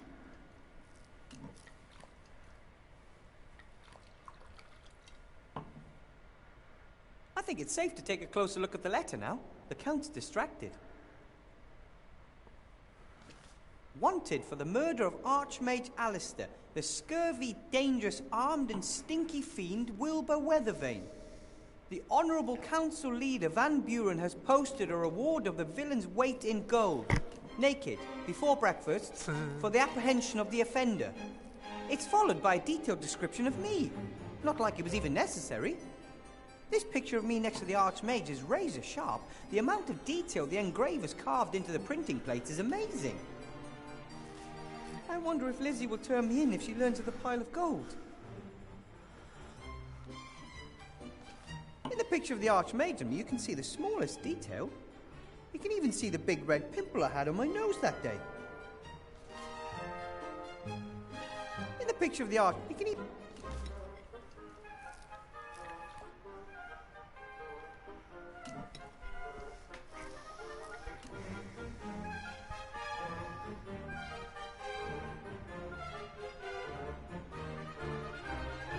Am I nuts, or are those paintings different from before?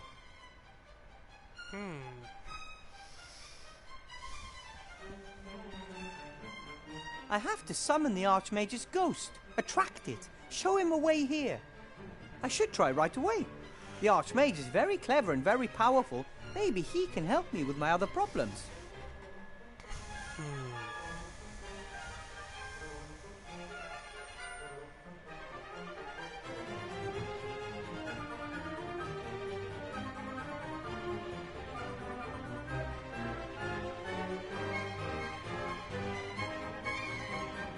I poured some of the Count's wine into the dish. Should I be worried that I'm stealing from people without a reason? The worms cannot comprehend my genius. That is why they say I'm insane. Rutherford does not trust us. He will deceive us, I know.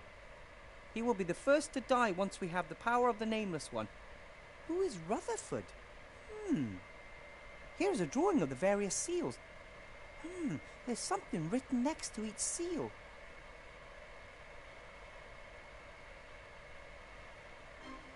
No one is smarter than I. I have devised a chest for my most valuable possession with 7 seals that only I can open. Each seal can be opened only in a very special manner and only I know how. Each mechanism is more clever than the one before. And there's a list describing how each seal is opened. Ha! It's a good thing the sorcerer was so proud of his work.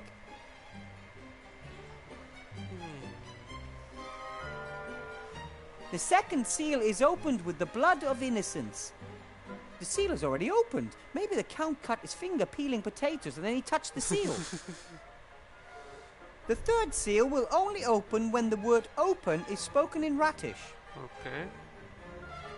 The fifth seal can only be opened by the breath of death. Death breath.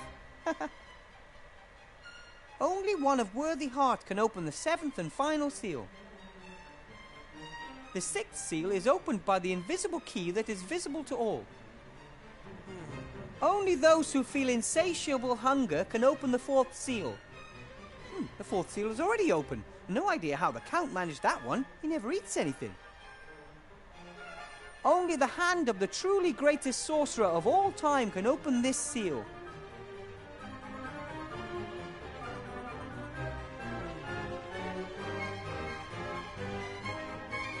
Once all 7 magic seals have been released, the chest can be opened.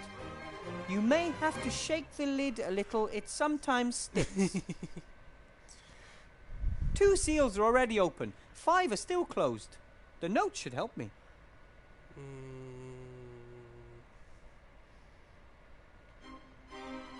I thought it was 3 seals by now. The Count has opened the first 2 seals using the instructions in the diary. That leaves 5. The truly greatest mage of all time. Who could that have been for an egomaniac like Ashcroft Van Buren? Archmage Alistair? Or, of course, he means himself. Which presents a problem. The seal is supposed to open when you say the word open in Ratish. Obviously, Van Buren spoke more languages than I do.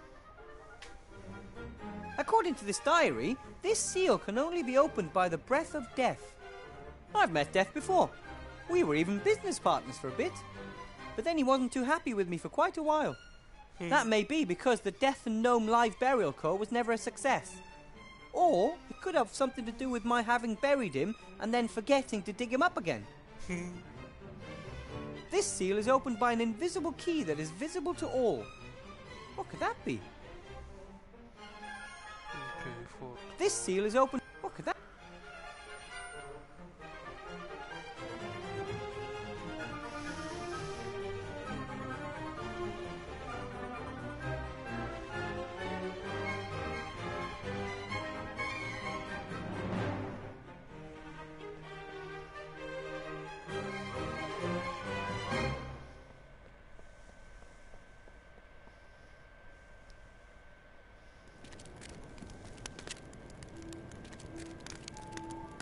Esther, Yes?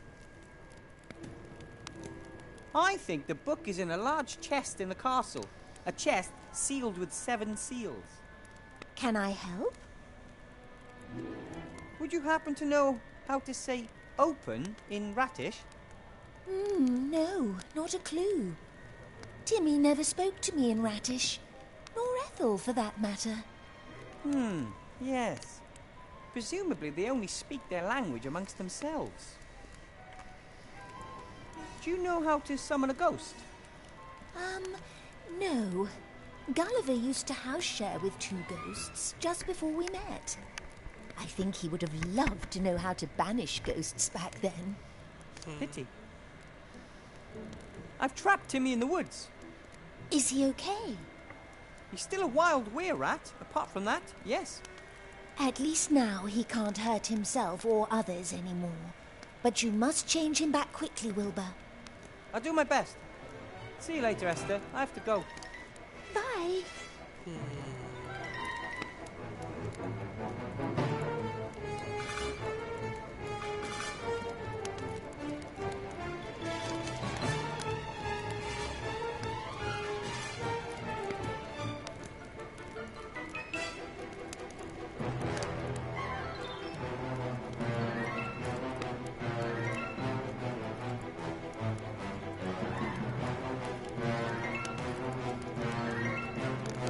I poured some of the... Should I be worried that I'm...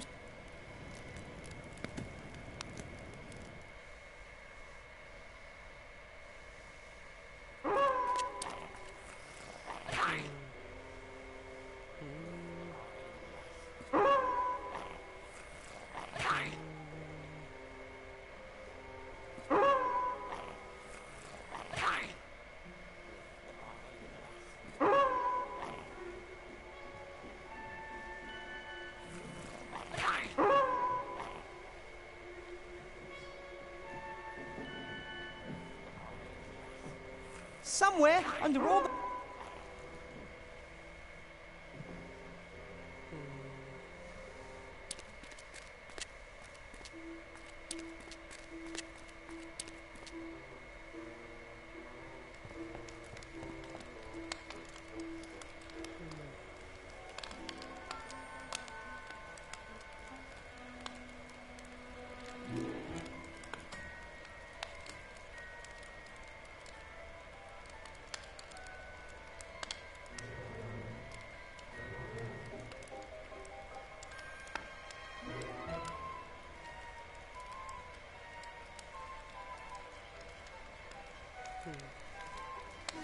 Hello, Mr. Mayor. Hello, Mr. Weathervane. After the sorcerer was chopped up, where did you bury his bits?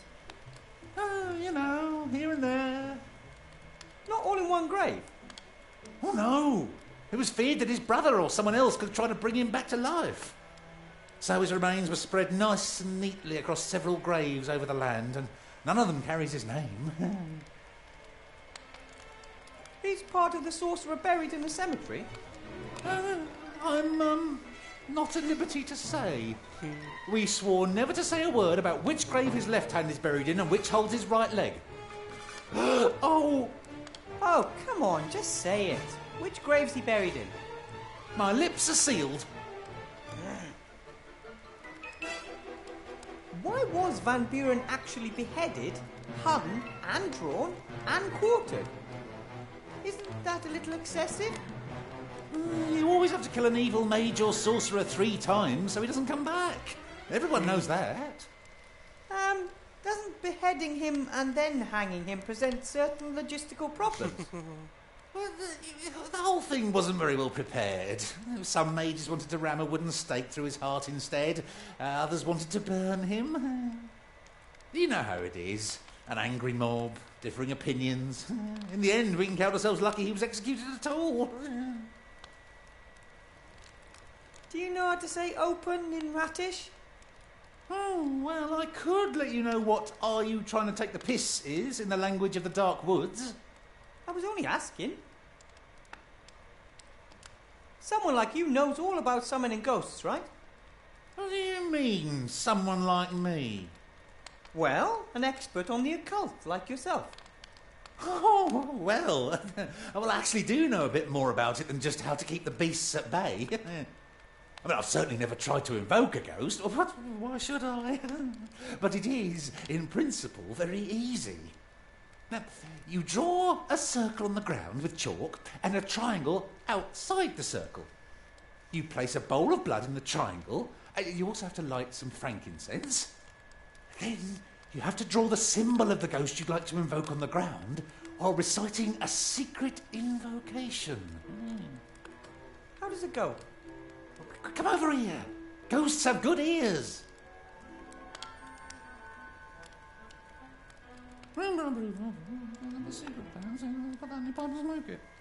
Okay, well that's it.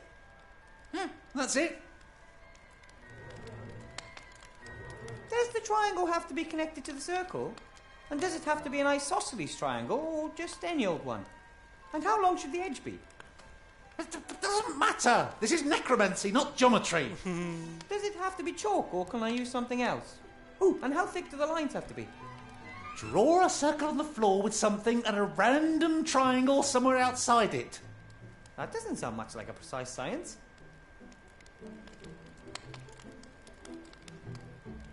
Do you sell chalk?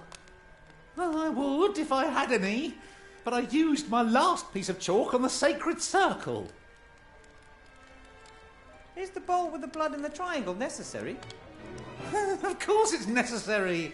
The blood represents the world of the living, into which you call the ghost. Archmage Alistair isn't dead. Can I just leave the blood part out? The occult sciences are not well suited to experiments. One mistake, and you open the gates of hell.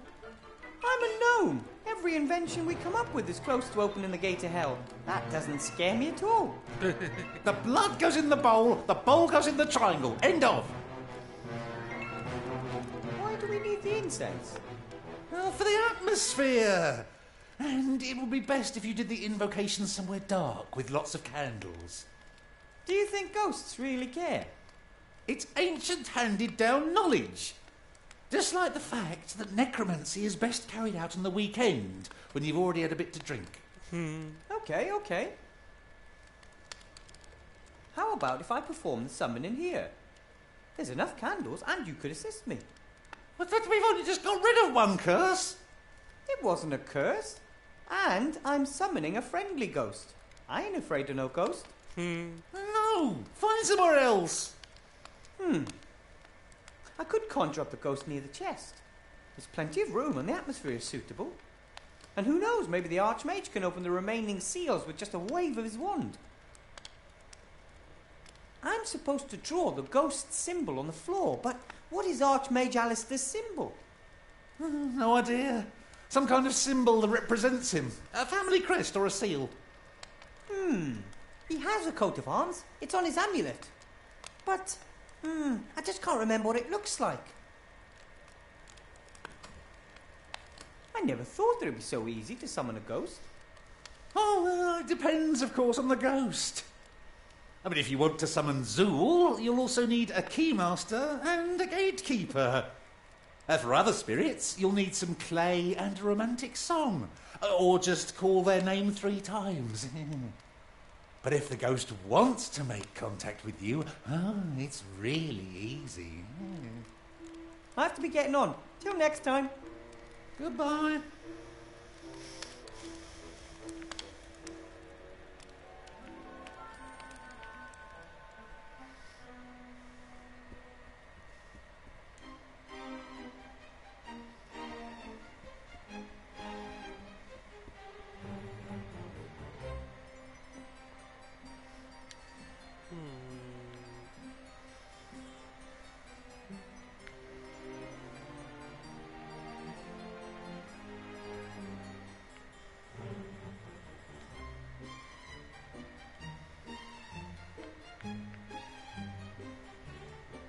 The stone floor is the ideal. A few candles are already burning, and I can easily wipe everything down again when I'm done.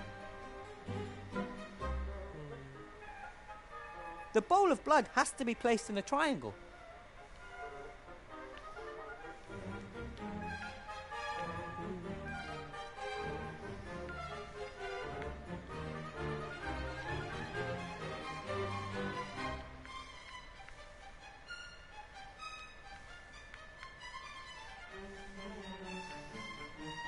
Something to tell me. Oh, The pictures don't seem to be alive like in the Mage Tower in Seastone. Very handy if you have more paint.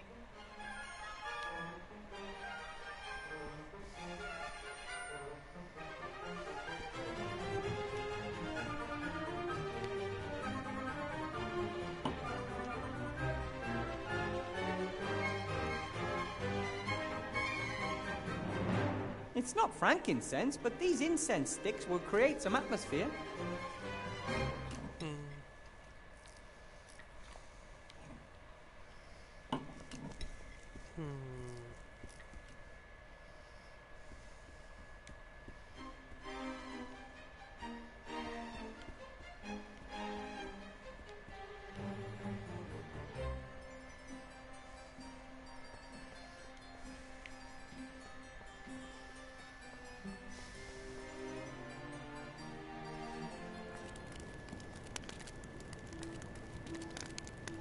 Esther, Yes?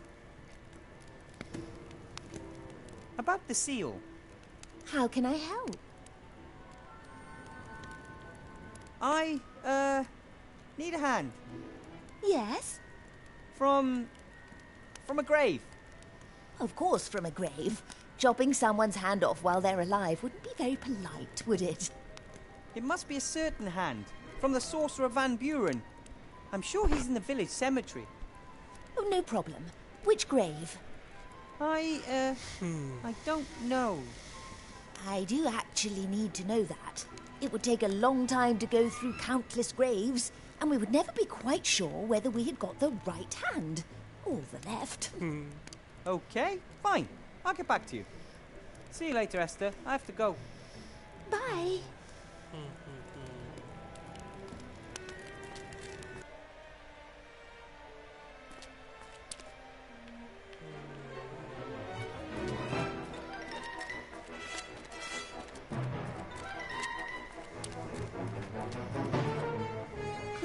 The sorcerer must be buried around here somewhere.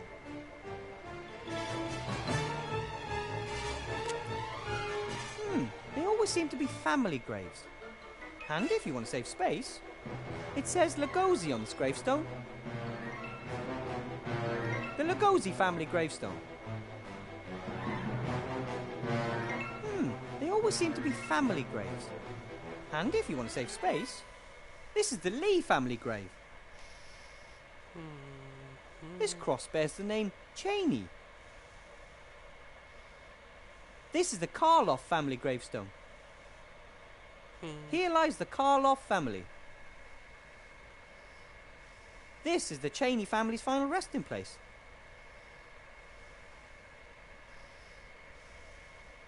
The Lee family gravestone. The Lugosi family.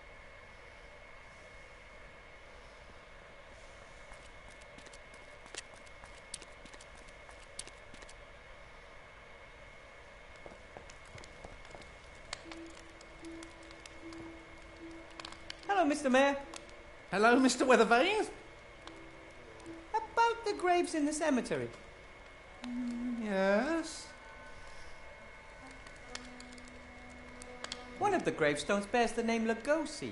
What can you tell me about them? Oh, the Lugosi's were the dentists. Somberville had its own dentists? Oh, the village was voted prettiest smile in the backwoods 3 years in a row. Yeah. Unfortunately, old Lugosi went a bit soft in the head. He rambled on about little green men and a plan he had to foil. Number 9, I think. Dental hygiene in the village took a nosedive from then on. What can you tell me about the Cheney family? Oh, the elder Cheney was a travelling actor in his youth. Oh, the only one of us to ever leave the village for any length of time. He must have been really successful. They called him the Man of 1,000 Faces. Later, he retired here in the village. But his son inherited the theatre bug, left before disaster struck. Probably saved his life, yeah. The Lee family? Were they a long-established family in the village? Who? Oh, right, the Lees. Yes, oh, they were. Yes, it's very long established, yeah. So, what can you tell me about them? Well, there was some Shield Hand Lee. He was a smith, and his wife Fire. Yeah, Fire Anna. She was very hot. Uh-huh. I think I know what I need to know. One of the big graves has the name Karloff on it. Large family. The young Karloff was a giant of a man, strong as an ox, but of a friendly nature. When the terror came from the woods, he was caught by a mummy. Well, like most of the others that disappeared in the woods, we couldn't bury him. Only his ancestors are buried in the grave in the cemetery. I have to be getting on. Till next time. Goodbye.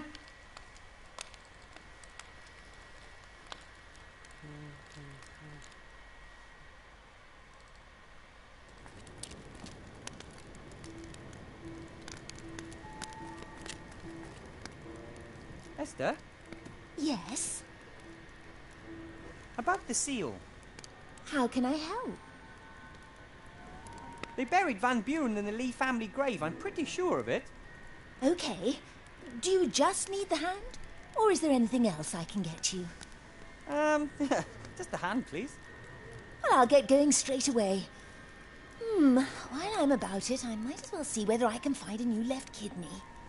You're not upset if I don't join you, are you? No, no problem. Come by later and I'll hand you the hand. Right? Thank you. See you later, Esther. I have to go. Bye.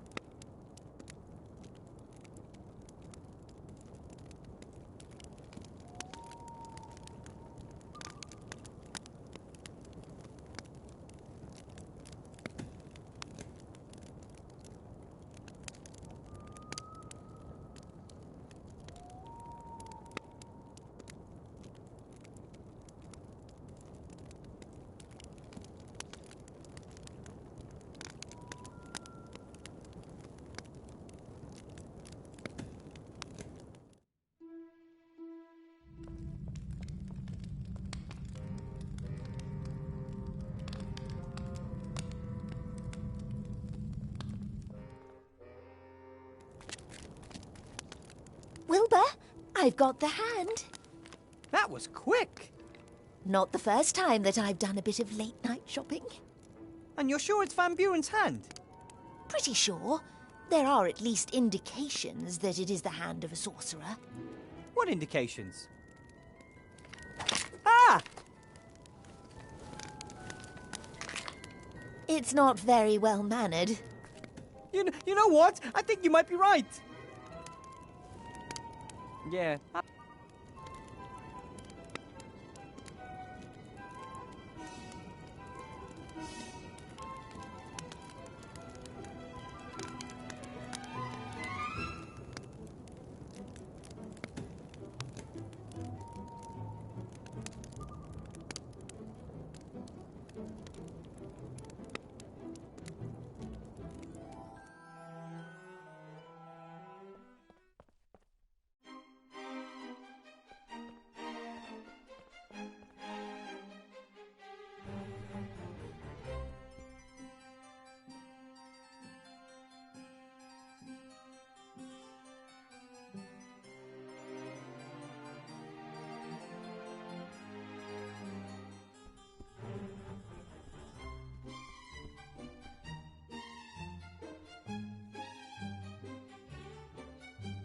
I still can't believe that this smell is important for summoning a ghost, but what the heck?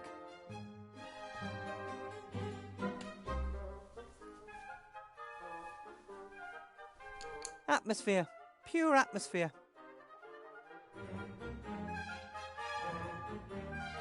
Fine then.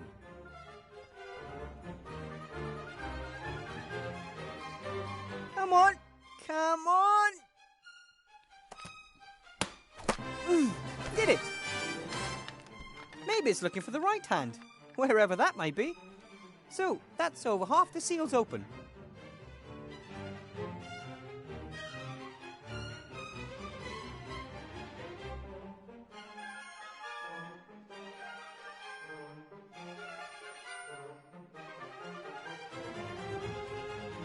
Van Buren is pointing at a key. Is he trying to mock me?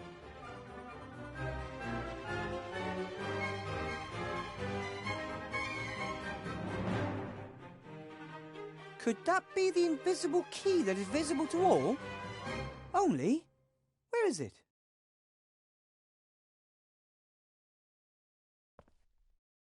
Ha! That's just a picture. How am I supposed... Or is it?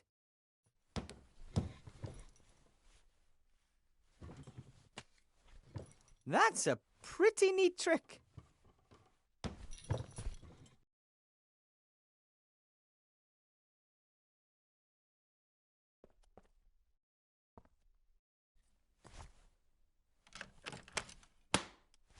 That was easy.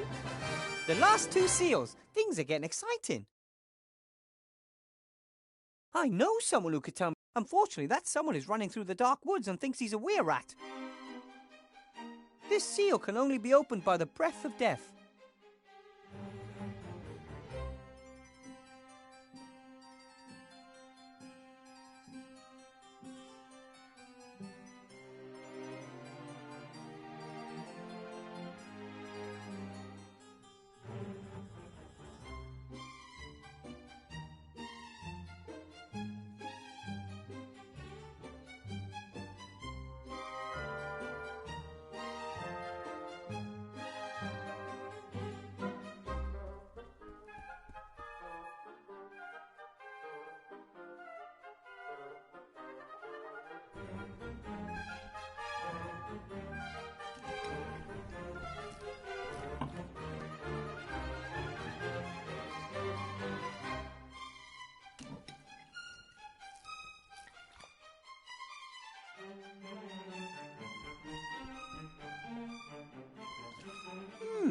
There really is a lot of detail in the picture of the Archmage and me.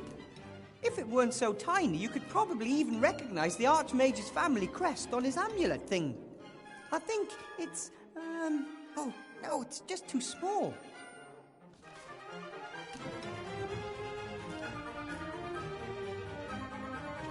I could use the glass as a magnifying glass to see more details. Yes, it works. There's the Archmage's neck, and there's his thing with the family crest. It shows two serpents in a kind of knot, biting their own tails.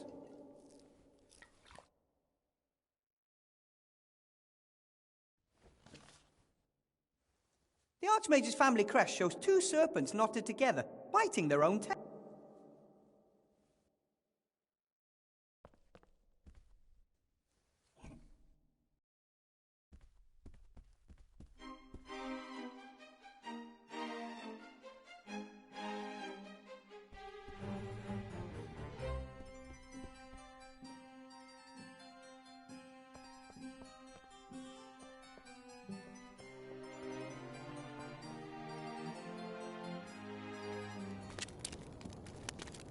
Yeah,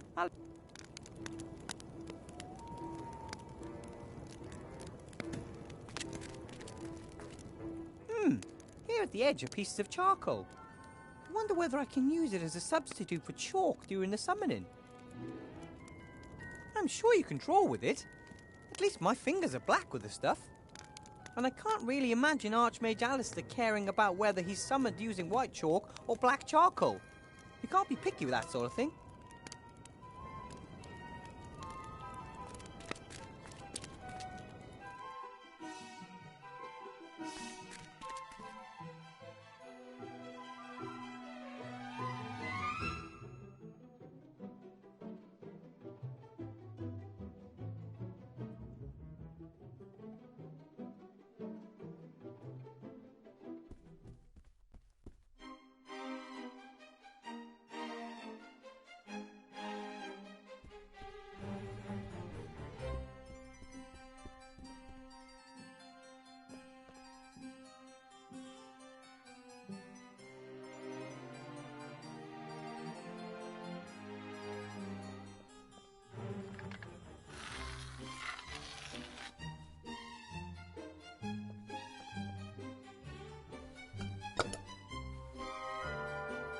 That's the first step.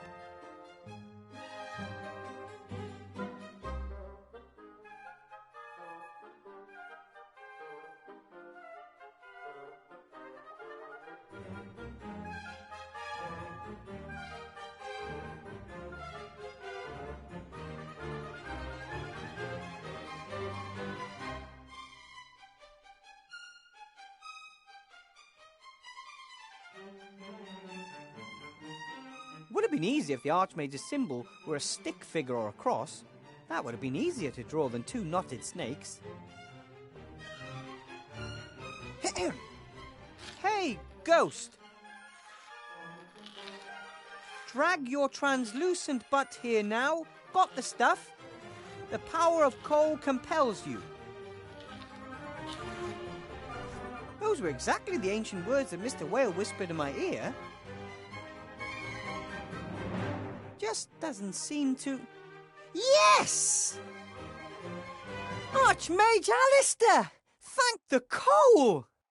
Wilbur, I'm happy to see you too. But I don't have much time, and there is much to say.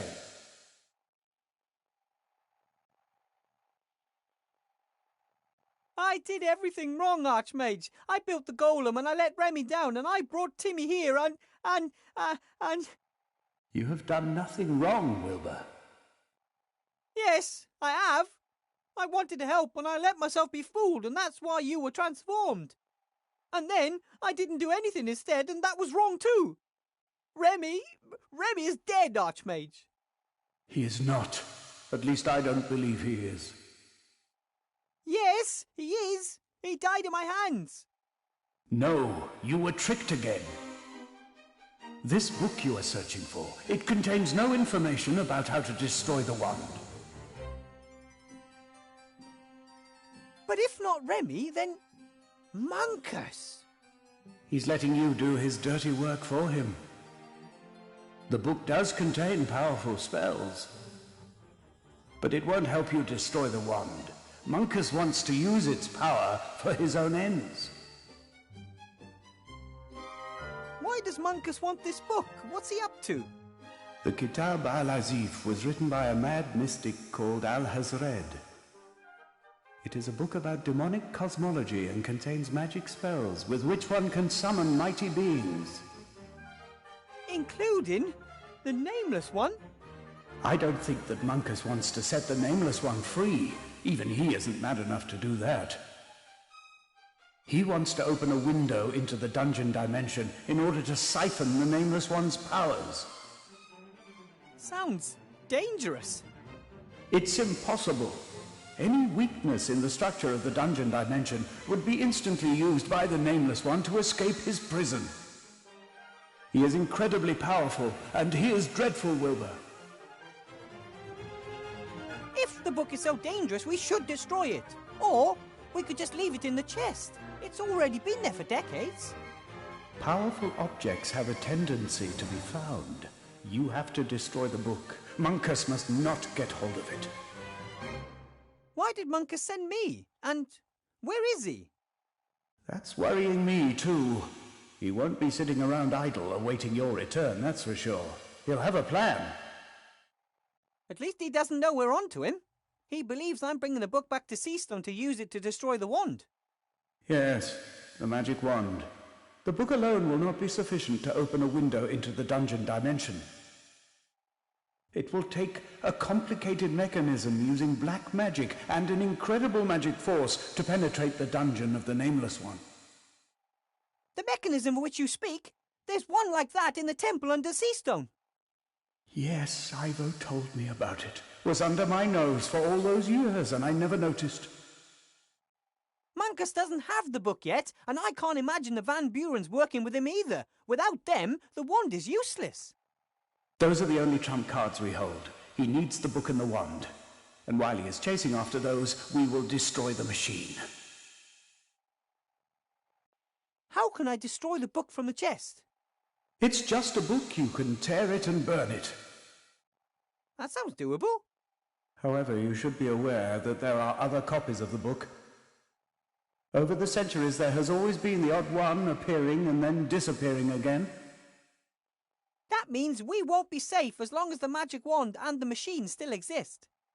Correct. As soon as the book has been destroyed, you will have to travel to Seastone and help your friends to destroy the machine. That won't be very easy. Monkus will defend it. And we won't be getting the mighty Van Buren wand just like that either. No. There has to be a better way. We have to trick Monkus, surprise him, and beat him at his own game. That's the Wilbur Weathervane that taught the Shadow Army the meaning of fear. Open the chest and get the book to safety. Easier said than done. Do you know what the breath of death could be referring to? I think I know.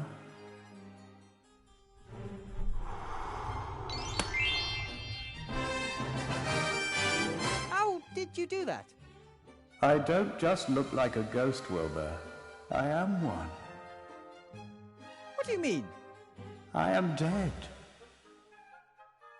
No! You're not dead. You're the Archmage. You were transformed, and Ivo wanted to change you back. And she managed that. But then I had to go, Wilbur. I am so weak that you had to help me to appear here. But how are we supposed to, without you? So far, you've managed pretty well without me, my friend. How can you be dead? My death wasn't in vain. I went at the height of my powers. That's the stuff of legends. But it wasn't your time. Not even close. I did just buy a new pair of shoes that I was keen to break in. I wanted to give my cleaning lady a nice present for her birthday next week. I have still got posts to deal with and would have liked to have spent a few more evenings sitting on my balcony. I don't think one is ever ready to go, but I'm gone now, and others will have to step up and fight in my stead. How is Princess Ivo doing? Is she well? I sent her and Critter to Seastone to keep Monkus out of the underground temple for as long as possible. Perhaps they might even manage to destroy the machine. Critter is with Princess Ivo? Then Captain Nate can't be far off. Finally, some good news. You have friends at your side, yes. Did you know that Timmy is a were-rat? Yes, Remy came to me after Timmy's parents were killed by a werewolf. Timmy's injuries weren't bad, but I knew that he would change at the next full moon. Did you look for the werewolf who did this to him? I mean, if you kill the werewolf, Timmy is healed, isn't he? Imagine that Timmy made someone else into a werewolf while he was transformed. Would you want that person to come and kill Timmy in order to release Timmy's curse from them? I never thought of it that way. The curse of a werewolf is an illness that one has to learn to control. It is hard, and Remy and I didn't want to place this burden on little Timmy up to now. We just let him change and let off a little bit of steam. But if he has now changed uncontrollably, you will have to teach him how he can manage the curse, Wilbur. You can control the werewolf curse? How? When he is a were-rat, Timmy is possessed by bad feelings. Anger, aggression, hate. They're like a shield surrounding him. And underneath it's still the same old Timmy. Ah, the first time we ran into each other in the woods, he didn't attack me right away. He hesitated. Something in the monster recognized you, and that something is the tiny piece that still remains of Timmy. A candle in a hurricane. How can I get through to him? Timmy's primitive feelings have taken control. If you want to reach him, you'll only get through to him on that level. A smell, a voice, a tune. Simple things, little things, which could cut through the storm to reach Timmy. And once he starts listening to me? Then tell him not to give in to the anger and hate, that he shouldn't let himself be ruled by bad feelings anymore. He must think. It will be a difficult task, but if anyone can reach him and get him back, then it's a friend like you. I'm supposed to stop the apocalypse and fight a powerful sorcerer while the country's in chaos. How am I supposed to do all that? I'm not a mage anymore. That's exactly the point. No one can do all these things on their own. But you and Ivo, the rats, the inhabitants of Seastone, together you stand a chance. Don't wait for a messiah who is going to wave his magic wand and make everything okay again. Do it yourselves. But the people all want something else, and lots of them only think of themselves. That's why role models are required. Do what you think is right, and others will follow you. I have always valued you for your tenacity and your friendliness. You are never cruel nor cowardly. You never give up and never give in. Onwards, Wilbur Weathervane, with friendliness and courage in your heart, and lead others by good example. And perhaps carry a flag or something like that, so that people further back can see you. Hey! Mean! My time in this world is over, Wilbur. Will you come and visit me as a ghost sometimes and give me some good advice? No, my friend. You know everything that you need to know. But don't go. If you want to honor my memory, then lead your life in line with all that I've taught you. And don't leave cupboard doors open. Farewell, Wilbur Weathervane.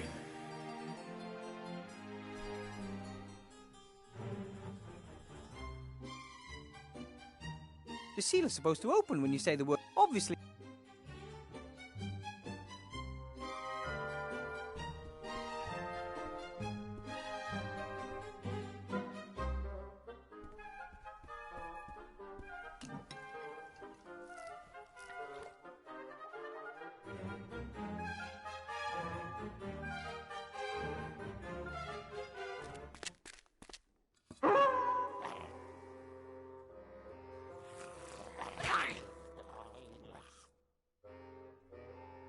Archmage Alistair said we could probably get through to Timmy with a tune. It's worth a try.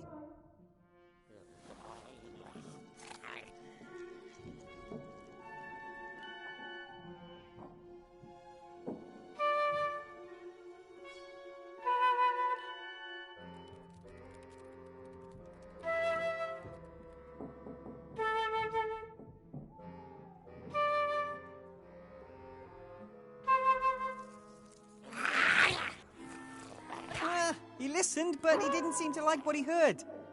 It has to be a tune that means something to Timmy, something personal. Archmage Alistair said we could...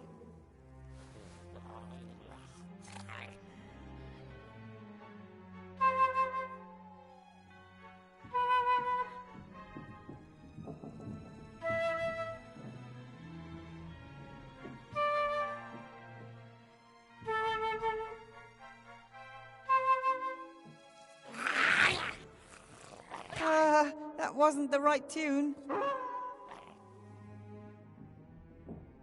I may not have the nimble hands of a flute player, but I have used one before. I must get through to Timmy and calm...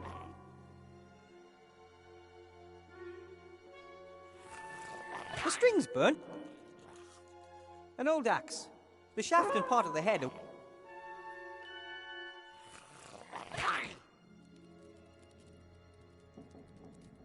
Timmy, you need to calm down and you have to... As long as he hasn't calmed down a bit, he won't listen to me.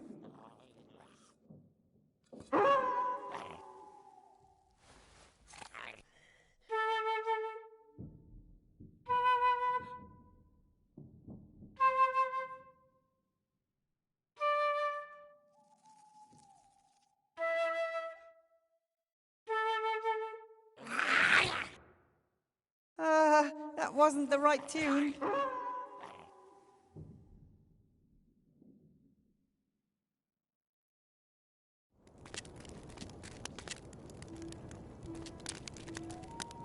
Esther? Yes?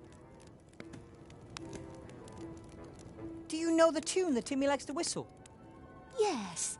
His mother used to hum that tune to him when he couldn't sleep. I did the same whenever he had nightmares. How does it go? La la la la la la. Like that. How did Timmy's tune go again? La la la la la la. Like that. Thank you, Esther. How did Timmy's tune go again? La la la la la la. Like that. Thank you, Esther. How did Timmy's tune go again? La la la la la la. Like that. Thank you, Esther. I was able to summon Archmage Alistair's ghost. That's all he is anymore. A ghost. You mean he's dead?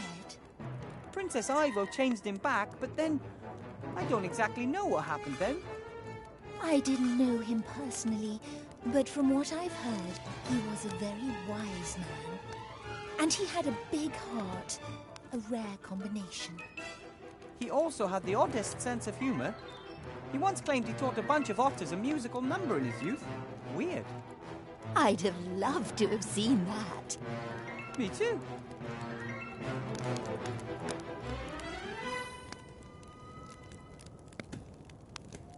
See you later, Esther. I have to go. Bye.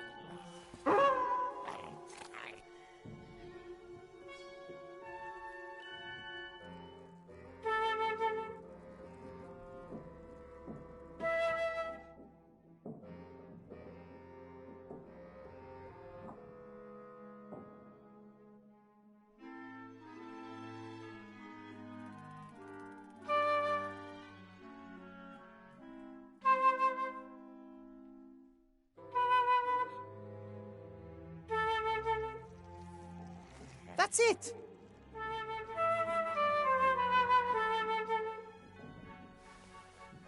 Remember, Timmy? Your mother used to sing this tune to you when you couldn't fall asleep. Remember! Concentrate! Think about the good and friendly things, not the hate. You're not a monster, you're a little rat and you're loved.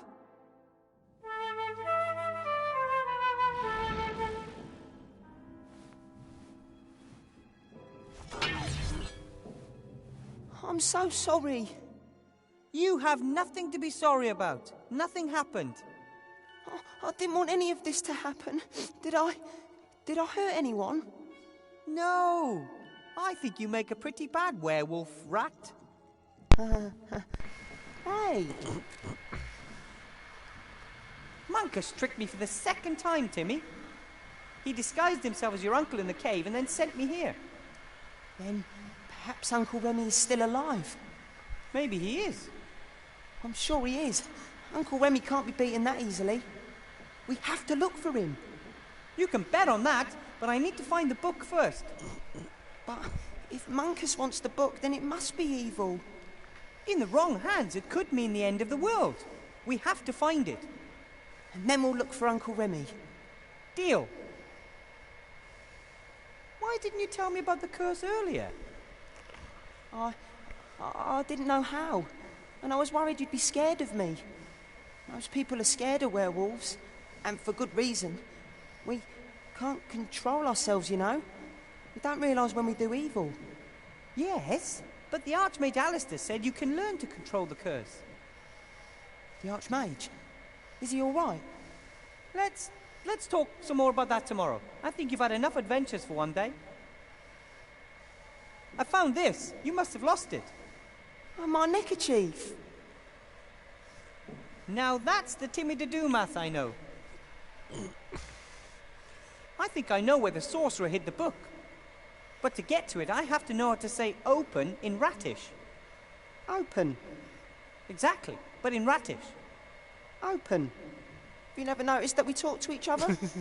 You mean Ratish is exactly the same as our language? No, your language is like ours. Rats and big people have lived side by side for so long. You've picked up the odd thing or two.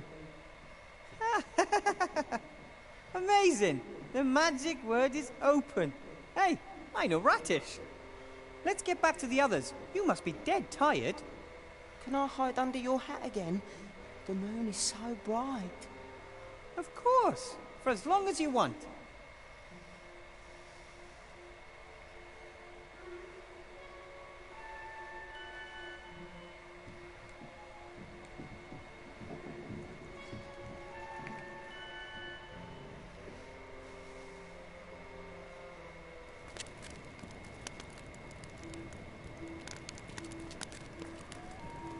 Esther?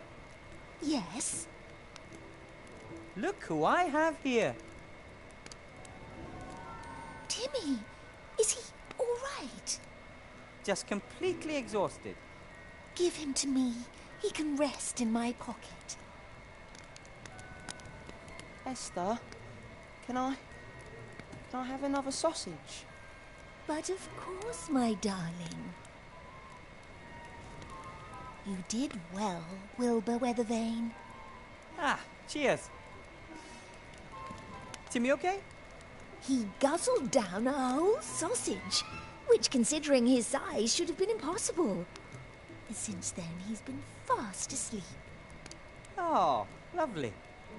I'm also making good progress with the book in the chest. Shouldn't be much longer till I have it. See you later, Esther. I have to go. Bye.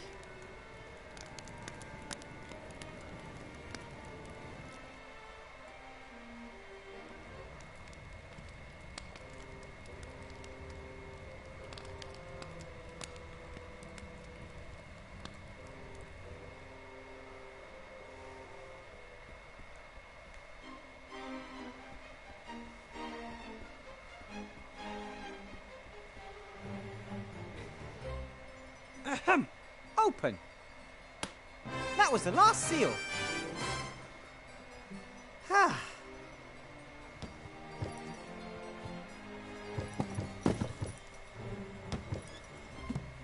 That's it.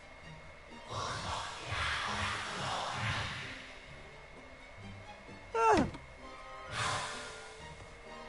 This isn't the right place to read a book like this. I'll go and join my friends by the bright, warm fire. So that's your plan, then? Pretty risky. I know, but even if I destroy the book, Monkus will find another copy sooner or later. We have to destroy the machine in the temple and the wand if we ever want to be truly safe. And we're going to use this as bait.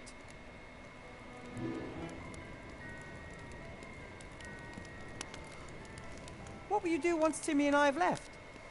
The mayor was here. It took a while for him to pluck up the courage to come closer than 10 paces away from us, but I think he's coming round. He says the village needs a handyman and that you told him that Nate and I can repair pretty much anything. That sounds great. You could even take over the handyman's workshop. There's no one left to contest ownership of the house. All right, we'll go there. The mayor has invited us for a glass of water. Probably holy water, just in case. We'll pass that test, I'm sure. You three take care of yourselves. Thanks for all your help. No, we must thank you, Wilbur. You helped us when no one else would. And you convinced others to help us too. The next time we meet someone in need, we'll help them and say, you have Wilbur Weathervane to thank for that. I think the help alone will do. Thanks. I'm not very good at goodbyes. Let's say, until we meet again, not goodbye. Take care of yourself. I'll do my best. Look after yourself and look after Timmy. I will. I think it's a good plan and we have enough time to train for it. Timmy and I will... Ah! Wilbur!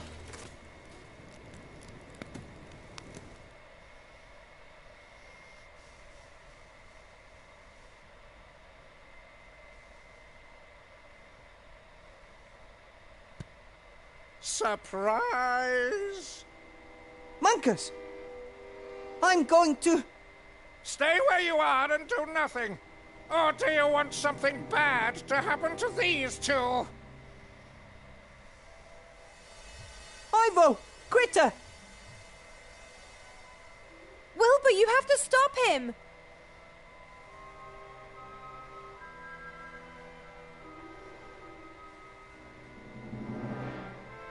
Let Ivo and Critter go right now, or... Or you have nothing to threaten me with, Weathervane. The Fireball and the Fatty put up a worthy fight, but they ultimately had no chance against my power, just like you. Chantal, show this toad what your wand can do. It doesn't work! As the little angel soon realized when I sent her mother to the realm of dreams. Why do you think I didn't go to the dark woods to get the book myself? I had more important things to do. Did you know there were 3 Van Buren brothers? One created that remarkable wand over there, the most powerful one there is. The second created the book that explains how one can use it to open gates between the worlds. But the third brother, the cleverest of all, didn't trust his power-hungry siblings. He created a ring that protected him from his brother's magic. And it's still serving well today.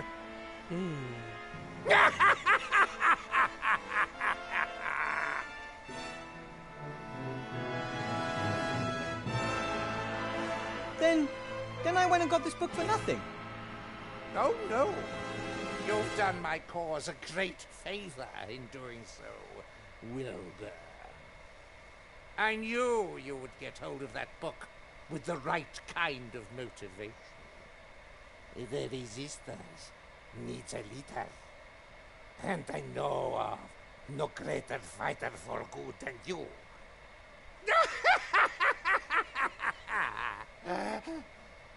Sound familiar? You rotten little monster! Why, thank you. The book! Put it on the lectern! Not a chance! We both know you'll do anything to save your friends. No, Wilbur, don't do it! Ah! Don't! The book! Now! Wilbur! And that's why evil will always triumph in the end. You goodies are too compassionate. You, step back. You, start reading. I can't read very well yet. Well, just try, sweetheart. Lacturus Maximalis Eternalis. You have to stop him, Wilbur, at any cost. I know. I have a plan. Dox Negus Paratlatus Groklag.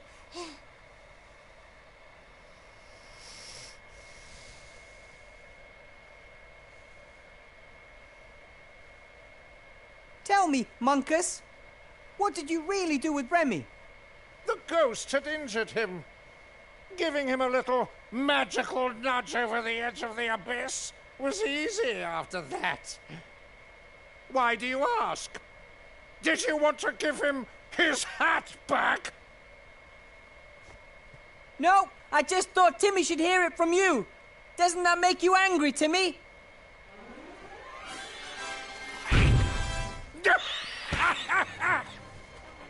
Give me that book! Ah!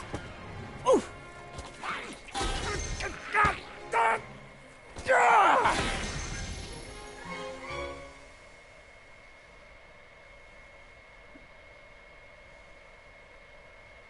No! Was that it? That was your plan? You wanted to defeat a sorcerer with brute force? You, keep reading.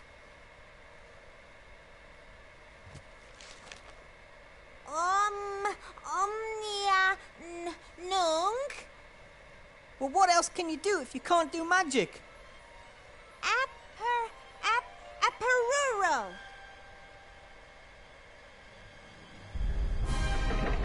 No! No! Impossible! No! Ah!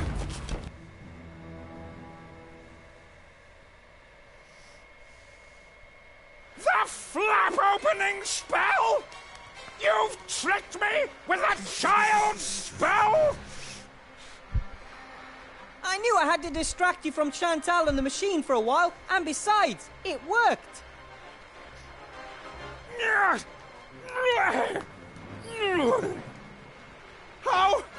How did that spell get in the book?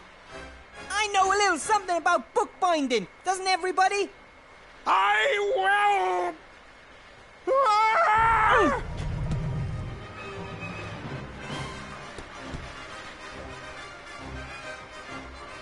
Let go, gnome!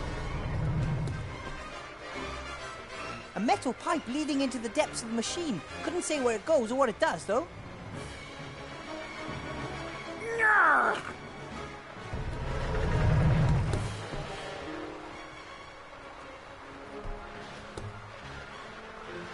Hoses, cables, vials, mystical symbols. Only the truly deranged could ever come up with something like this.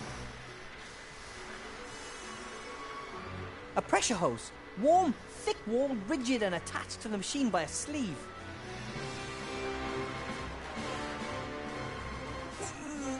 I can't get it. The sleeve is stuck.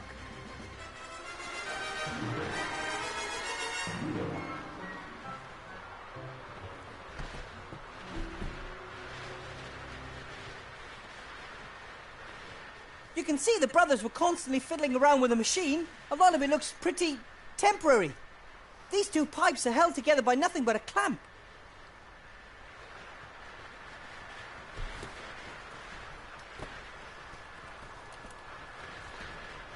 Got it.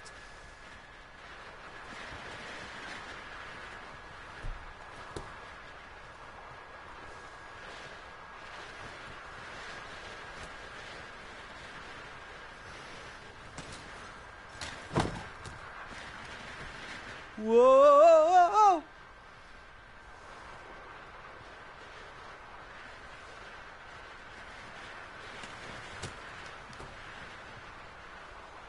I've screwed the holes onto the pipes as tightly as I can.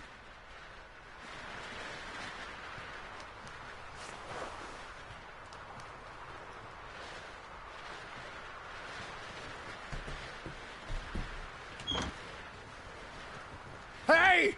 Stop that! Are you trying to kill us all?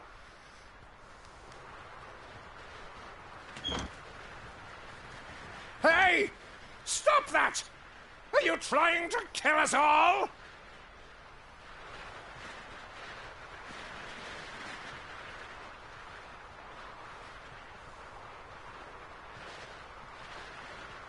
That won't work. I can't aim at Munkus and turn the steam on at the same time.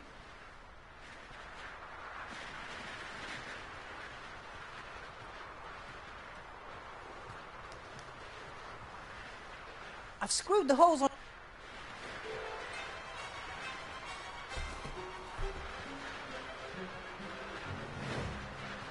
That won't work. He's mesmerized by the spectacle. He believes that he is closer to victory than ever before. Munkus, if we work together, we might be able to save ourselves. Work together? I'd rather die! And that's just what you do. But you will too!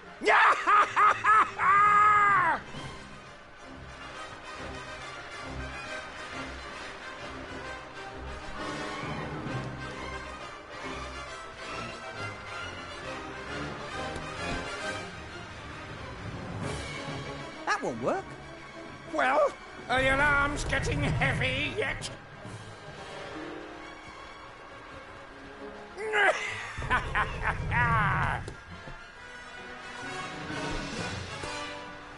Hoses, cables... I've screwed the holes onto the...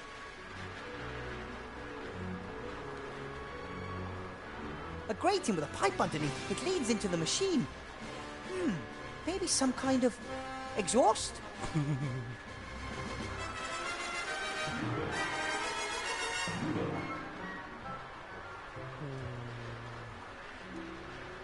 I don't know exactly what those liquids are, or what they're good for, and if I'm lucky, I never will.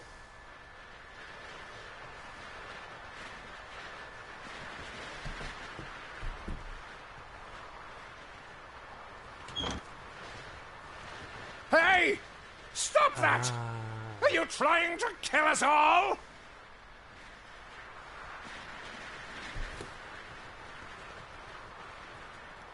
Let go, gnome!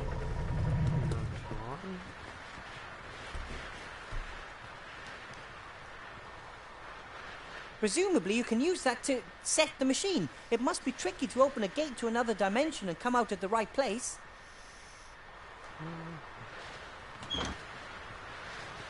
Hey! Stop!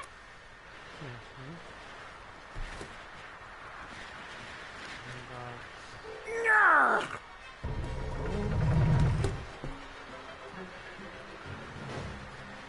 Well, are your arms getting heavy yet?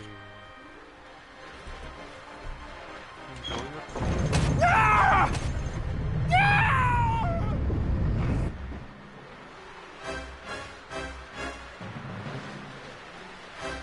I don't know how much further down it is. All I know is the impact isn't going to be much fun. Need a lift by any chance? Ivo!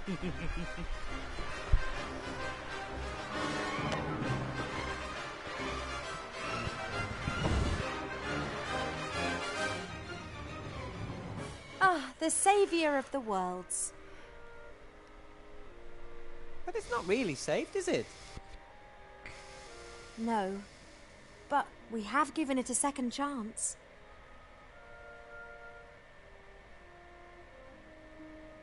At least now I know I don't have to be a mage to make a difference. I never thought you were a particularly fantastic mage anyway. Hey! But why should you have to be a mage? You're inventive, you're tenacious, you don't need magic. Archmage Alistair said that when you cooperate and remain persistent, you can accomplish more than any individual ever could. Even more than he can. Perhaps that's your task, to bring people together and lead by good example. I could at least give it a try. We've paid a high price. Alistair is gone. We can't find Remy anywhere, and Captain Nate... Yes, a high price indeed. Alistair said one best honours the dead by living your own life the way they would have wanted you to. Perhaps we're already doing that. You're looking after Timmy, and since Nate's gone, Critter hardly leaves my side. Ow! Oh, everything all right? It was just the little pirate in here.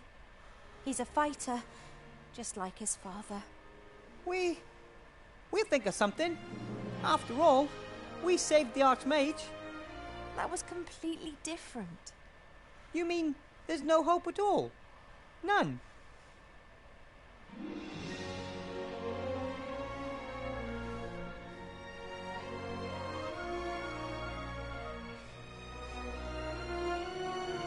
There is always hope.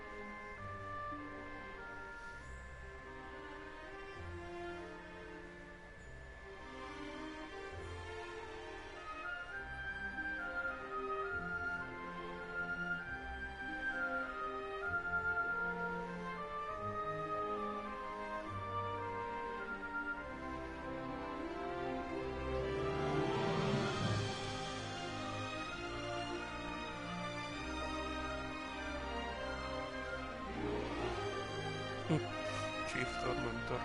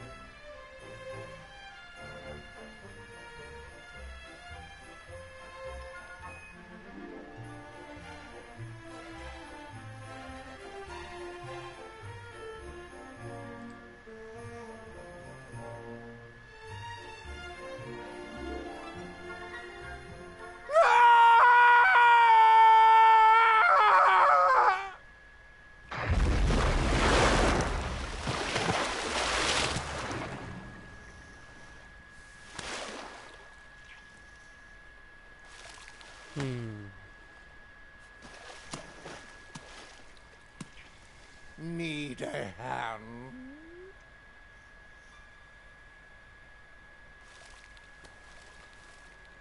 Huh?